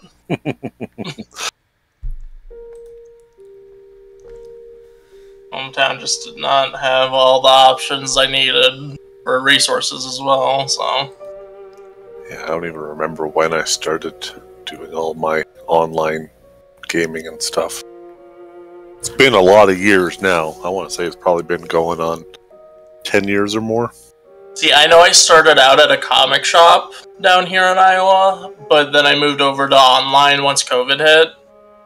Because I found out about Roll20, and I prefer Roll20, to be honest. Oh yeah, I've never actually found anyone on Roll20. It's always I have like group of people that I know from elsewhere, and it's just they were doing a thing on Roll20 because it's just a great interface. It's an amazing system that I wish, you know. Anyways, I want to find more groups because I just lost one of mine because the DM ended up kind of self-exploding himself and trying to find more things to do to fill that void of, you know, dice rolling and role-playing. Yeah, I usually find communities on Discord, and they'll often have their own servers and stuff, and they got lots of them have like looking for group or looking for game or looking for players kind of channels, and I just generally look around for a couple of those things. In the very seldom chances I've needed things, it hasn't had to resort to that for a couple of years now. But all right, can you hear me? yes. Okay, we'll continue. I got you to roll perception just before I stopped, right? Yes. And were they passes for you guys? Maybe. I rolled a 6, and my perception is 6, so I don't know if there's a skill tied with that. Then yes. I rolled, let's see, on the dice roll I rolled 7, and on the check digit it was 6. I have a 4 in perception. So you failed real hard. You failed. I mean, it makes sense. You're busy driving. Plus, my character has notoriously been oblivious this session. Well, I checked digits 5, so if I succeeded really good. But you did. You're being followed. Both of you realize, or not both of you, sorry, Vincent. You realize that you're being followed. You look back and you're like, "Huh? Isn't that the car that was?" You're kind of having to drive across town to get to the impound. You know, that's how it always works. It's like can't be near the place that's impounding you. Yeah, Vincent just kind of sees that, lets out a groan and sighs. Man, I'm sorry. Told you shouldn't have been talking about knowing me and shit. It looks like we're being followed by those same cruiser that pulled me over. So, you're on their radar now. Can I look and see which car is it? Yep. So you see an older car, but it's like well kept together. It's probably from the like 90s, but it looks newer than that for whatever reason. It is like more of like a town car, I guess would be. Let me think of. Is that the model, the Lincoln, right? So it'd be like, oh, definitely don't want that.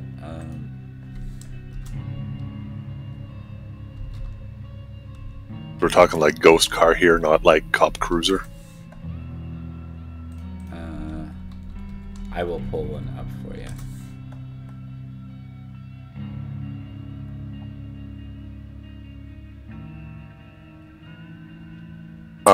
Hopefully it's actually me they're following, and once you actually drop me off, they'll leave you alone. Well, I gotta be honest, the thing I lost, or was stolen from me, was pretty pricey itself. So honestly, it could be after either one of us at this point.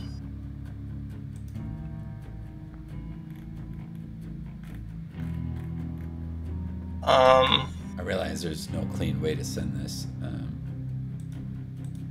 Just pop it in the Discord. Or just drag the picture onto Roll20. It'll be an inflated view, but you just delete it a second later. Will that work? Yeah, it loads it up as a kind of a makeshift token.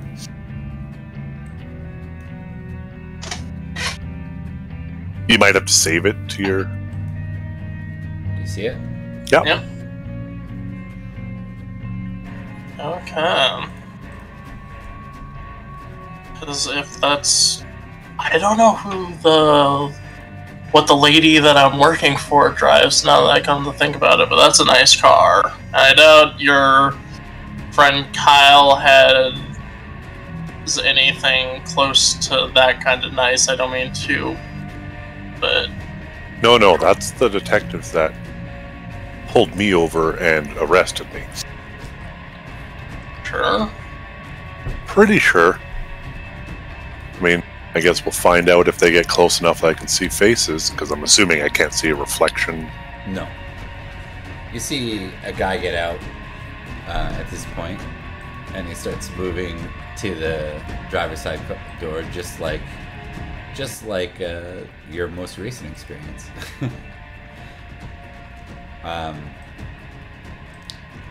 You can give me another perception roll. This one's going to be a +1 difficulty.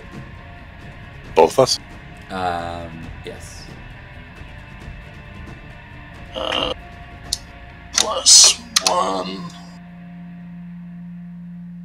Oh no!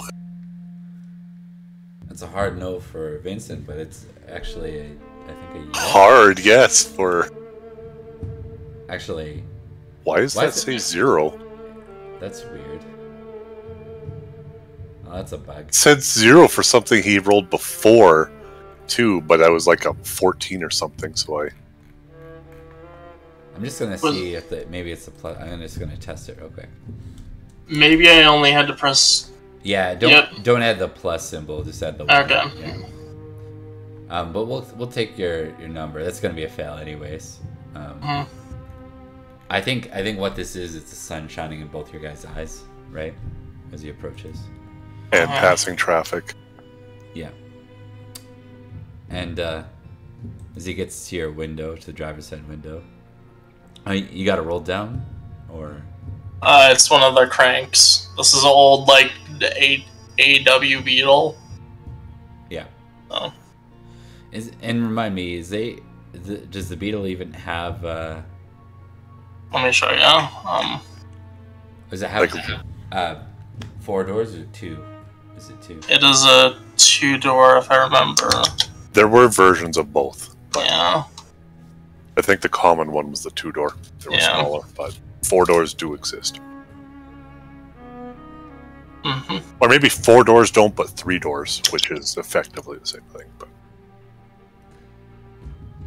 which model do you want? 4, 2? The 4-door.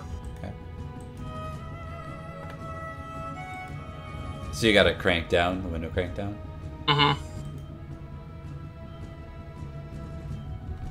He looks to you and says, license and registration, please. Well, pull out license and registration. I just got out of the police station, but okay. And I will hand it to him, and... As you go to reach for the glove box, you feel something cold on the back of your head, and you hear a click. Obviously, Quinn, you can, your character Vincent can see the gun that's being held to the back of Mel's head. like from the back seat? Nope.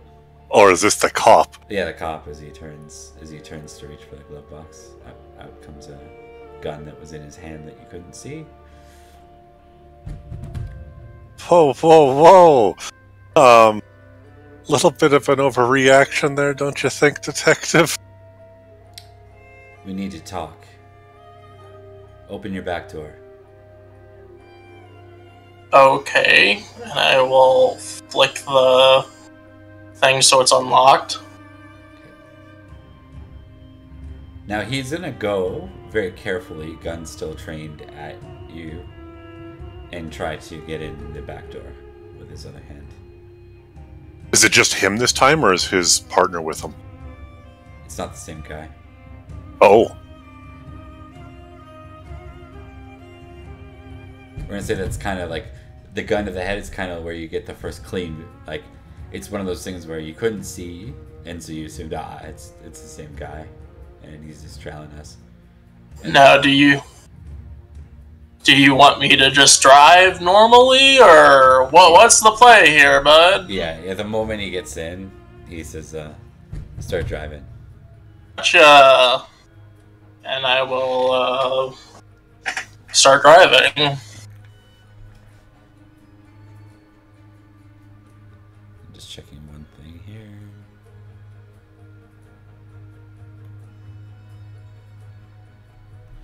There's something in this guy's eyes. I think, Quinn, you would be quick to notice. Like, he just looks a little unwell. Beyond the edge. Yeah.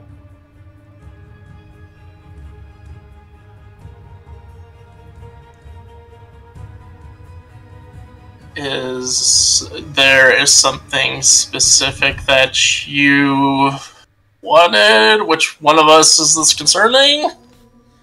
Because we both kind of got something going on with the cops right now. And is the gun on Mel or Vincent? It's trained on Mel right now, and that's because I think as you start to drive Mel, the gun will shift over to Vincent at that point. Okay, so Vincent doesn't need to say the thing then. Vincent, for the record, though, is sitting like sideways in his seat so he can keep his eye back at this guy. That's fine. Like he's straight up watching him. He's not concerned. He says, "Where's the knife?" And he says, looking right at Vincent.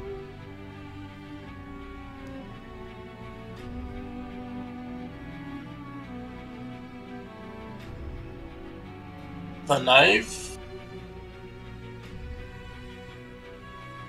Fuck if I know. Back at the precinct, probably. He sighs. God damn it. So they found it then.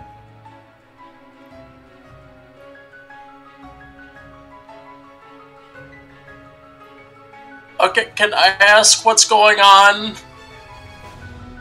I'm just trying to find my book. What's up with this knife? Apparently there's a dead kid. I told you mine was bigger. Yeah, that... Honestly, like...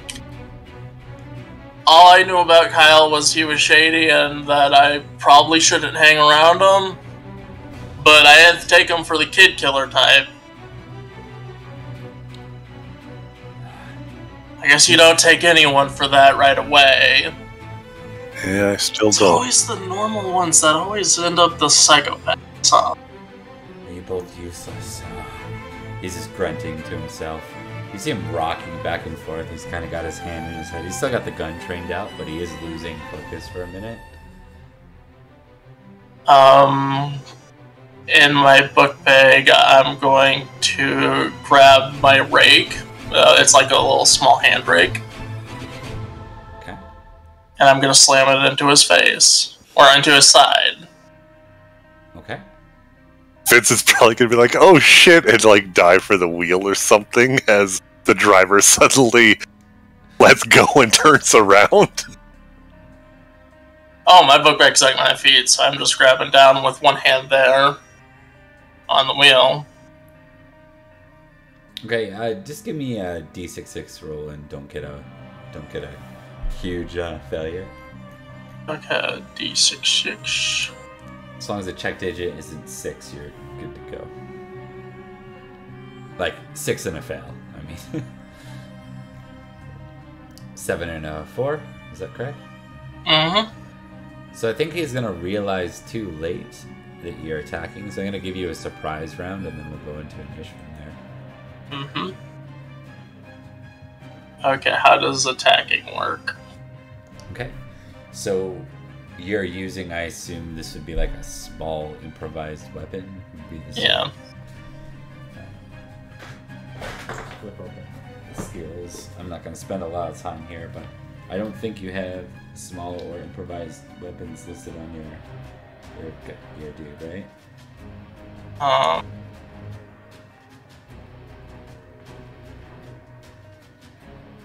Don't think I listed you as a fighter just because of the mundane side of the thing. No, yeah, what?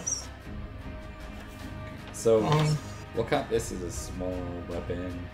So it's going to be harder, right? You're going to add 2 to the difficulty and make it dex roll. So it's going to be incredibly hard for you. But I am going to give you a +1 for the element of surprise. So it's going to be... I think in this case, it's going to be...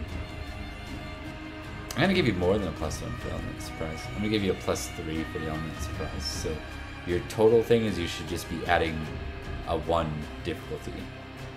Yeah, he was like head down and covered and stuff too. Yeah. Vincent's probably at this point, if Mel is actually maintaining control of the vehicle, Vincent's probably not going to die for that. Go for a gun grab instead. Oh boy. But that'll be initiative action, probably. Yeah. Ooh.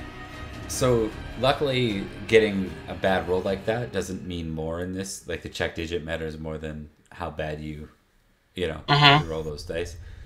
I think what this is you're in that position where it's just very hard for you to reach back and still steer. So you got to reach back and you overcompensate, and the whole car kind of swings wide a little bit. And I think with that, we'll go into initiative round. Okie dokie. I'm gonna pull open a token for this dude just because it seems appropriate. This is like the most awkward combat scene I think I have been in any game. While actively driving down the road, the driver is fighting someone in the back seat with a gun. It should be fine. This couldn't possibly go bad for Vincent, who is the one the gun was pointed at. It should be fine. I don't know what you're talking about. So God, take the wheel. At this point, realistically, the safest move for me is to jump out of the car. Just bail. It depends what way we're like careening left or right, because I mean, one way you'd be liable to get sideswiped. Still less damage than getting shot in the head. Fair enough, but I mean, with the car moving, he's off center too. You know, he could hit slower.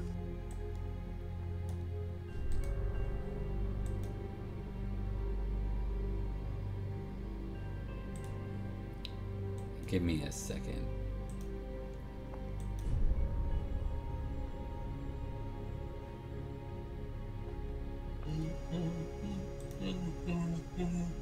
I gotta say, I like the system in this with just three simple dice, and that's it. That's real easy. And a smaller group is also like helps with the RP, especially for this first half. Oh yeah. And being mundane also makes this super easy in comparison to. I think the biggest challenge with this is that there's that risk that, like, if you're trying to bring people up to speed on, say, Vampire, the worst thing you do is let them be really old as a new player. Because then they have to not only know all the lore, but yeah, they need to know at least enough to make it seem realistic, and that can be pretty bad. So I think it's the same thing here. Starting out as a mundane, best thing you can do your first time playing Vampire ever, either start as a brand new Embrace, who has no idea what they are, or start as Immortal and go through the process. That's what we did. We all had our own turning scene, and we're 11th generation, I believe. In my opinion, that's the best one for first time through. But I also understand, like, some people don't want to go through that. That's quite the process, right? Some people but it's fun for particularly experienced people. It's also, there's some concepts that it just doesn't work for. Yeah.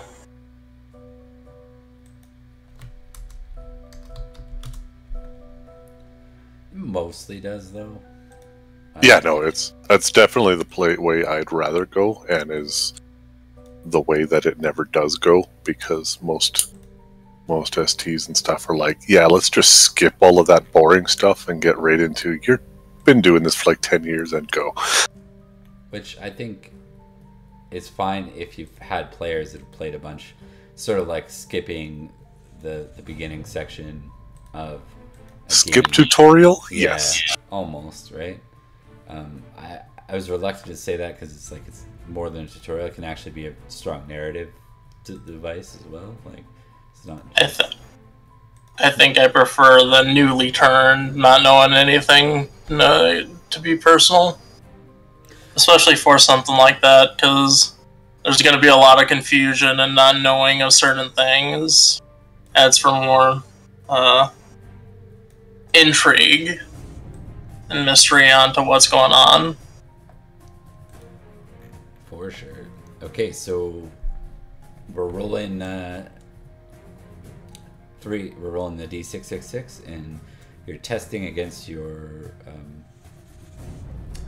Actually, hold on.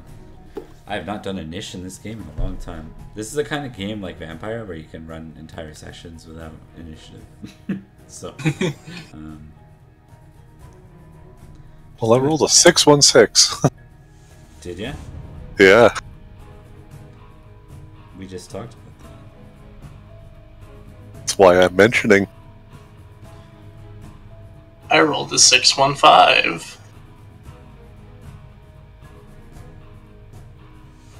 You rolled a 515. Yes. 515 error code.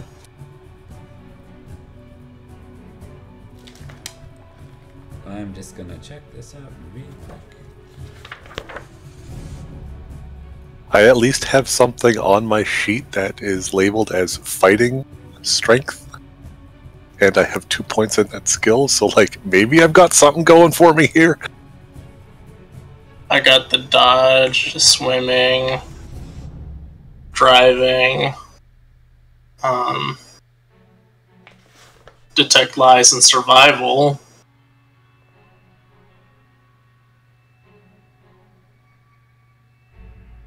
I have cooking knowledge, driving, fast talking, dodge, fighting, and artistry. Right, there is no initiative in this game. It's just kind of one of those everyone's going at once. So everyone gives their input and then you translate it into what happens? Exactly. And we do dice rolls for outcomes. Exactly. Okay, so let's maybe just announce, as players, I'll have you announce first what you're planning to do. Maybe starting with Vincent, since Mel just had the reaction. I was gonna say, I basically already said what I'm doing. It's like as Mel does a crazy thing, Vincent's going to take advantage of this distraction and try and grab the gun or the guy's hand or whatever to at least keep it pointed at not us. Okay. All right, and I think he's going to certainly probably spend his time resisting Vincent this round. Makes sense. And what is Mel doing? I'm going to hard stop the car. Okay. And then, if I can, try and dig that rake into his arm. Okay. I think you're going to have a hard time doing both. Why don't we do the hard stop thing first? Yeah. Make a driving roll. A failure just means it's not providing any bonus, but a success will mean that you're going to provide some disruption to Vincent's role here. Give him some help. That is the goal. Yeah. You're basically going to be sending the gun closer to Vincent. So. Listen, either it flies out of his hand or something. Please say 7 is good. Please be really good at driving. What's your precision? 5. And what's your driving? 2. There you go. You pass. Just barely. But it's going to... Or do you just have to tie? I thought you had to be lower. No, you just have to tie. Perfect. So the gun comes towards you, not superly so, but it also didn't go off in the process. That was the risk of a really bad roll. So Vincent, it's your action. You can make a contested roll against this guy to try and break the gun free. I think at this point I'll allow you fighting of agility or strength. Both are the same. No modifiers? Yeah, you get the +1 check digit from Mel. So as he bounds forward a little bit, so you get a -1 to your roll. Oh, -1? I +1. Sorry, I didn't mean check digit. I meant dice. So that would have been a 9. What's your fighting and your strength or agility? Attributes are 5. Fighting is 2. Oh, so 7? Yeah. Okay. Let's see if there's any like dominant outcome from him. If not, it'll just be more like both, are failing to take control kind of thing. Slamming on the brakes affects me too. Yeah. Listen, I'm a gardener. I don't know what the fuck I'm doing. I was expecting to have a nice, peaceful night of reading. You're apparently a little unhinged. Your first reaction is stab a guy. I am Mel Weird. My character is known for doing the most out-of-pocket shit.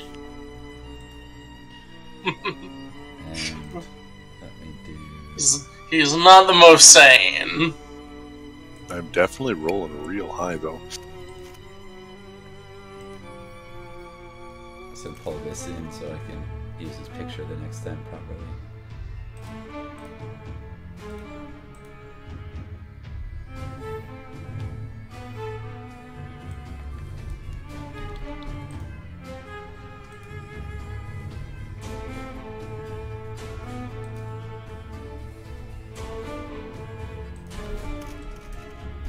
So call him crazy guy for now. He rolled low, so I think he's gonna maintain the gun. Like, I think what this looks like is he's broken free of Vincent's like entanglement. Almost kind of sends Vincent backwards in a push, and retrains on me. Yeah, starts to retrain on you. But we'll go to round 2 for the retraining part because that was just enough. That was enough for one round. So we'll give you guys your actions.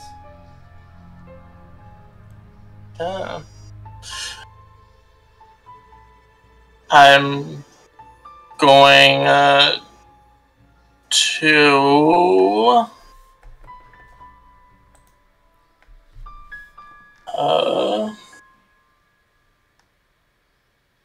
I'm going to continue to try and stab that rake into his arm. Okay. Try and disable it.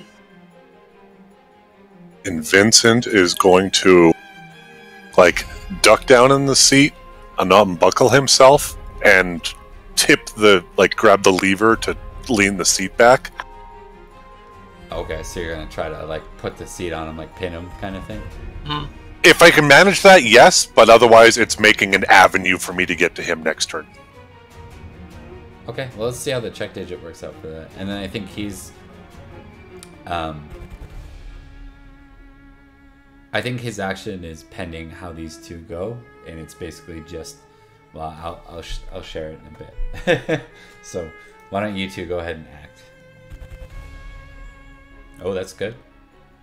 So you break him for 2 of the weapon. And then your fighting was a total of 7, right? So didn't you succeed as well, Vincent? If this is a fighting roll, then yes. Yeah, it's a fighting roll. I'm going to give his contested fighting roll. Just to see how he's doing.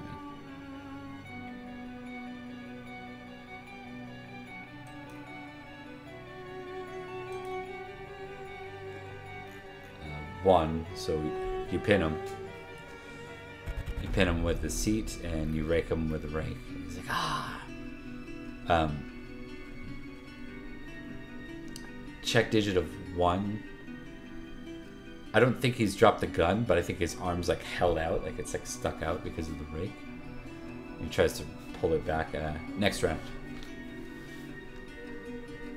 I'm going to dig the rake, trying to tussle it towards the side. Like, since it's the end of there, I'm going to try and pull his arm to the side, out the way of Frendo's face, hopefully doing some damage there. Okay. So the gun's driver's side away from me then? Yeah.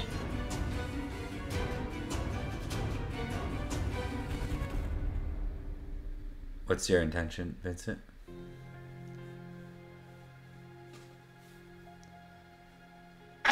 I'm definitely going to be diving back there at this guy. If he's got the guns already being gone for, I'll effectively be getting in the way of that if I try and go for it. So I'll, go for this guy's face, cover his eyes or, like chin bar him or something to just, so he can't see what he's doing. Some sort of grappling. Yeah. Okay. Why don't you guys give me your respective fighting roles? I think he's gonna try to deal with Vincent, who's the bigger like problem right now. Start wrestling with him here. Okay. Success with a check digit 1 for Vincent, and then did you roll already? I'm doing that now. Sorry. Oh, no problem.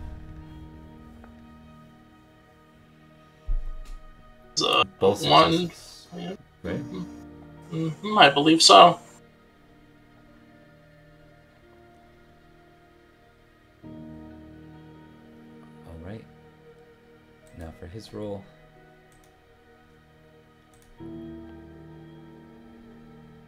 Oh, he's still successful, but I think what it looks like, Vincent, is like this guy can fight. You definitely pick up on that, and he's actually quite strong. He just barely starts to like regain his control. He starts to push your seat up back out of place, and he breaks free of your hold, but he is raked by Mel again. The only reason we got a chance is because there's 2 of us going at him.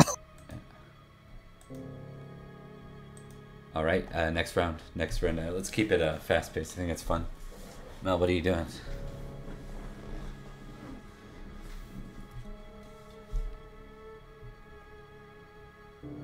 I'm going to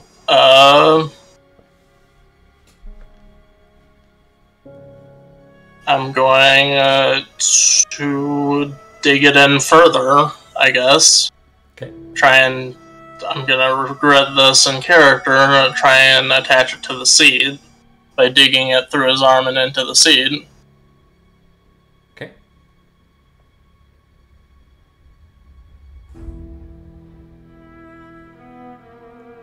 Did either of us by chance happen to grab a drink or coffee or something from the precinct, or is there something in this car? Probably not. You said it's already pretty clean and immaculate. Looking for something that's basically just tossed back there. I probably would have got a coffee. Yeah. I think this time, Mel, like just the struggle between the two, it's like you're not able to easily reach over and get him, so you can't continue to put your pressure in to try and hook it to the seat.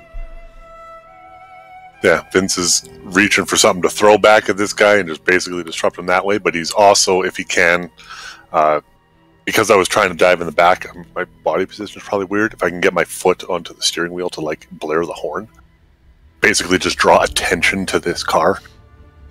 If there already isn't, seeing as we just skidded to a stop in this street. Yeah, I really hope someone's calling the police. Okay.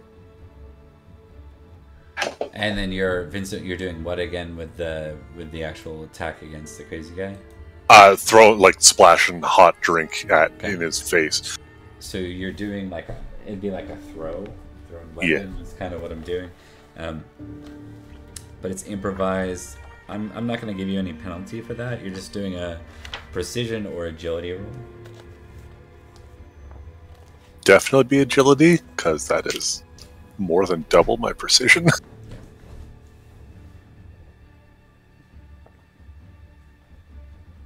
My agility is 5. There you go. So, there we go.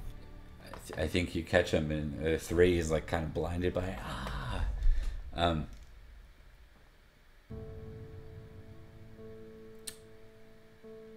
I think he's gonna try and pistol whip Vincent at this point. It's better than getting shot, so. And he misses. Swings wide. So we got the guy blinded and slightly injured. So if he just swung wide, can I play off of that and try and use my seatbelt to wrap up his arm so he can't pull it back and control his gun? Yeah, you can try and do that. What do you want to do, Mel?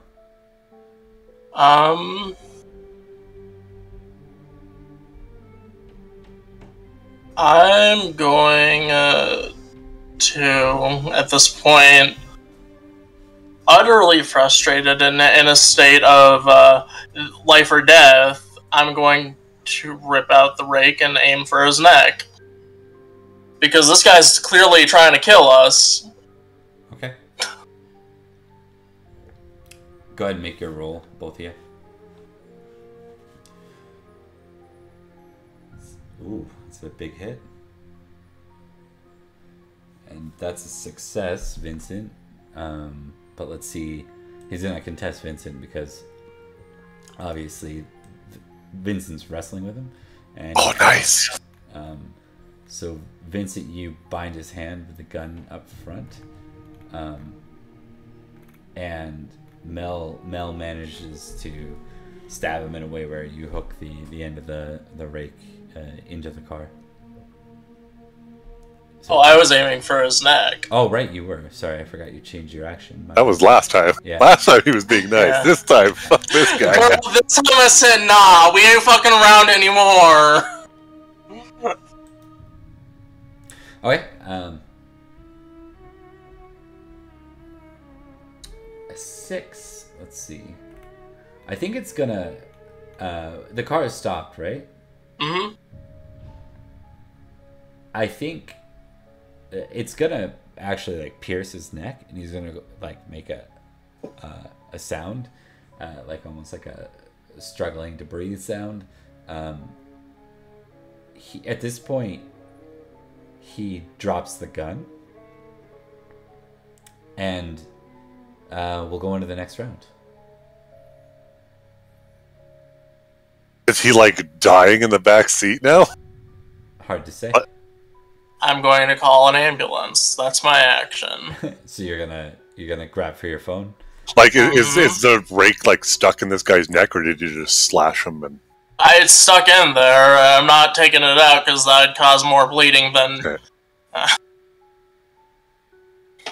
Yeah, Vincent will freak out and swear a bunch, and like get back there and actually try and help this guy, like cup the hands, squeeze, just like pressure, be like, shh, what the fuck, and try and basically staunch bleeding or whatever. Did you want to get shot in the head? Because I wasn't going to let us just, like... That was... What was I supposed to do? We were being assaulted. Give me 1 second. By a cop, maybe. He's clearly not a cop. And if he was, we have all the right in our side. There's cameras all over on the streets. Everything he did was caught. Wasn't like we're out in the middle of nowhere. And I'm calling the... I'm calling him an ambulance. Now, if you would please not take that out, because otherwise he's likely to bleed out faster. Yeah, no, he's not.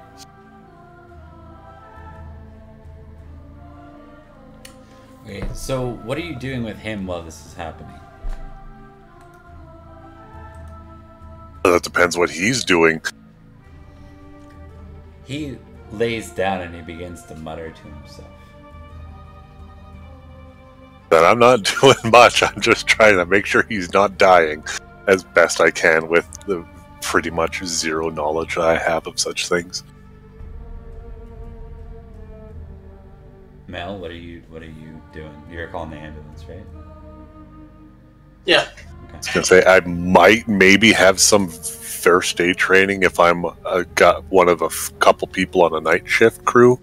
But generally, you have to have someone with first aid on such things. But Yeah, I'm... that could also very much be Rhonda and supervisor's position, so it might not be me. Okay. We're gonna give Vincent a perception roll as he's kind of close, trying to help out.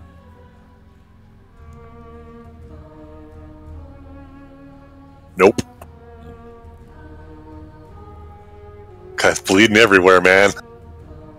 We're getting real close to 666s, though. You hear him like it's almost like a tune or him in what he's muttering.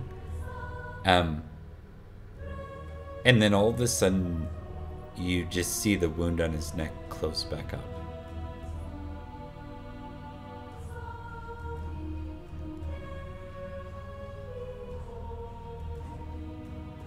That's got him, like, kind of, as much as he can, like, jumping backwards, like, what the fuck? He's gonna spring for the door of the car and try to leave. Now, I'm gonna give you guys a chance to react to that. Yeah, Vincent's gonna not try and stop that from happening. Well, the rake's still on his neck, correct? Yeah. I'm going to grab it. Okay. And try and keep him in place. Okay. Just give me a strength roll, but you can add like a -2 modifier to it.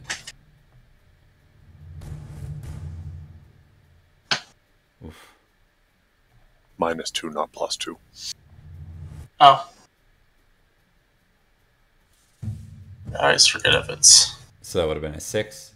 Yeah. What is your strength and, let's say, fighting? My strength is 2. I have no fighting. Okay. Yeah, I think in this case he's going to break free. I think you're going to be holding onto the rake still. Mm-hmm. So I think he's still going to... Why don't you give me a d6 for damage? Or actually, you already did the check digit 6. That's how much damage he took from it. Mm-hmm. Okay. And you see him roll out of the car. Blood kind of sprays a bit as the actual rake comes free of what looked like almost a wound that healed around it. So it's like re-stabbing him in a way. Mm-hmm. He rolls out of the car, and you see all of a sudden like this blur of motion, and he takes off like a vehicle would, like the speed of a vehicle, running back in the direction you guys came from. So we could agree that that's not normal, right? That none of this is fucking normal. Yeah, Vincent's still, like, back climbing and probably has opened the door and, like, fallen out onto the sidewalk or the street or whatever. It's like crab walking away from the car and a little bit of it, like, what the fuck? Yeah. All right. What's that?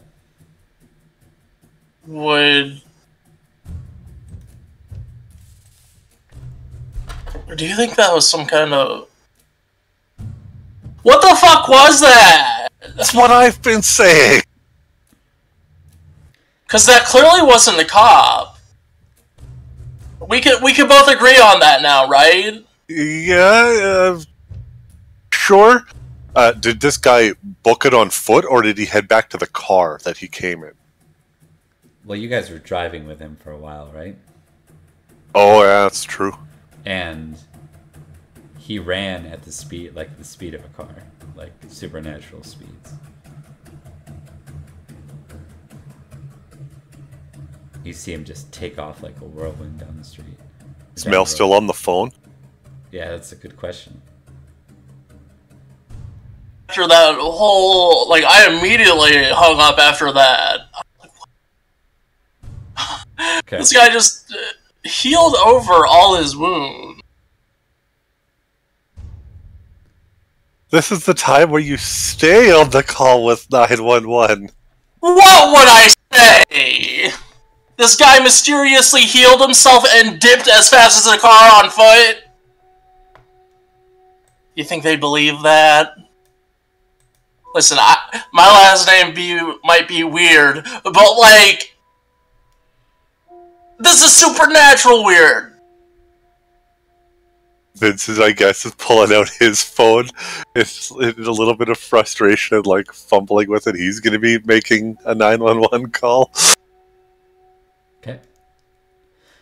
I think we can go ahead and close there for this session. leave at a good cliffhanger. Yeah, leave a good cliffhanger if we go to do this again, and that gives us a good spot. Thanks for joining, guys. Anything you wanted to add before we close? No, I think this was a really great system and a fun setting. I'm excited to get more into it. Yeah, I hope that happens. Yeah, so, what time did we start last time?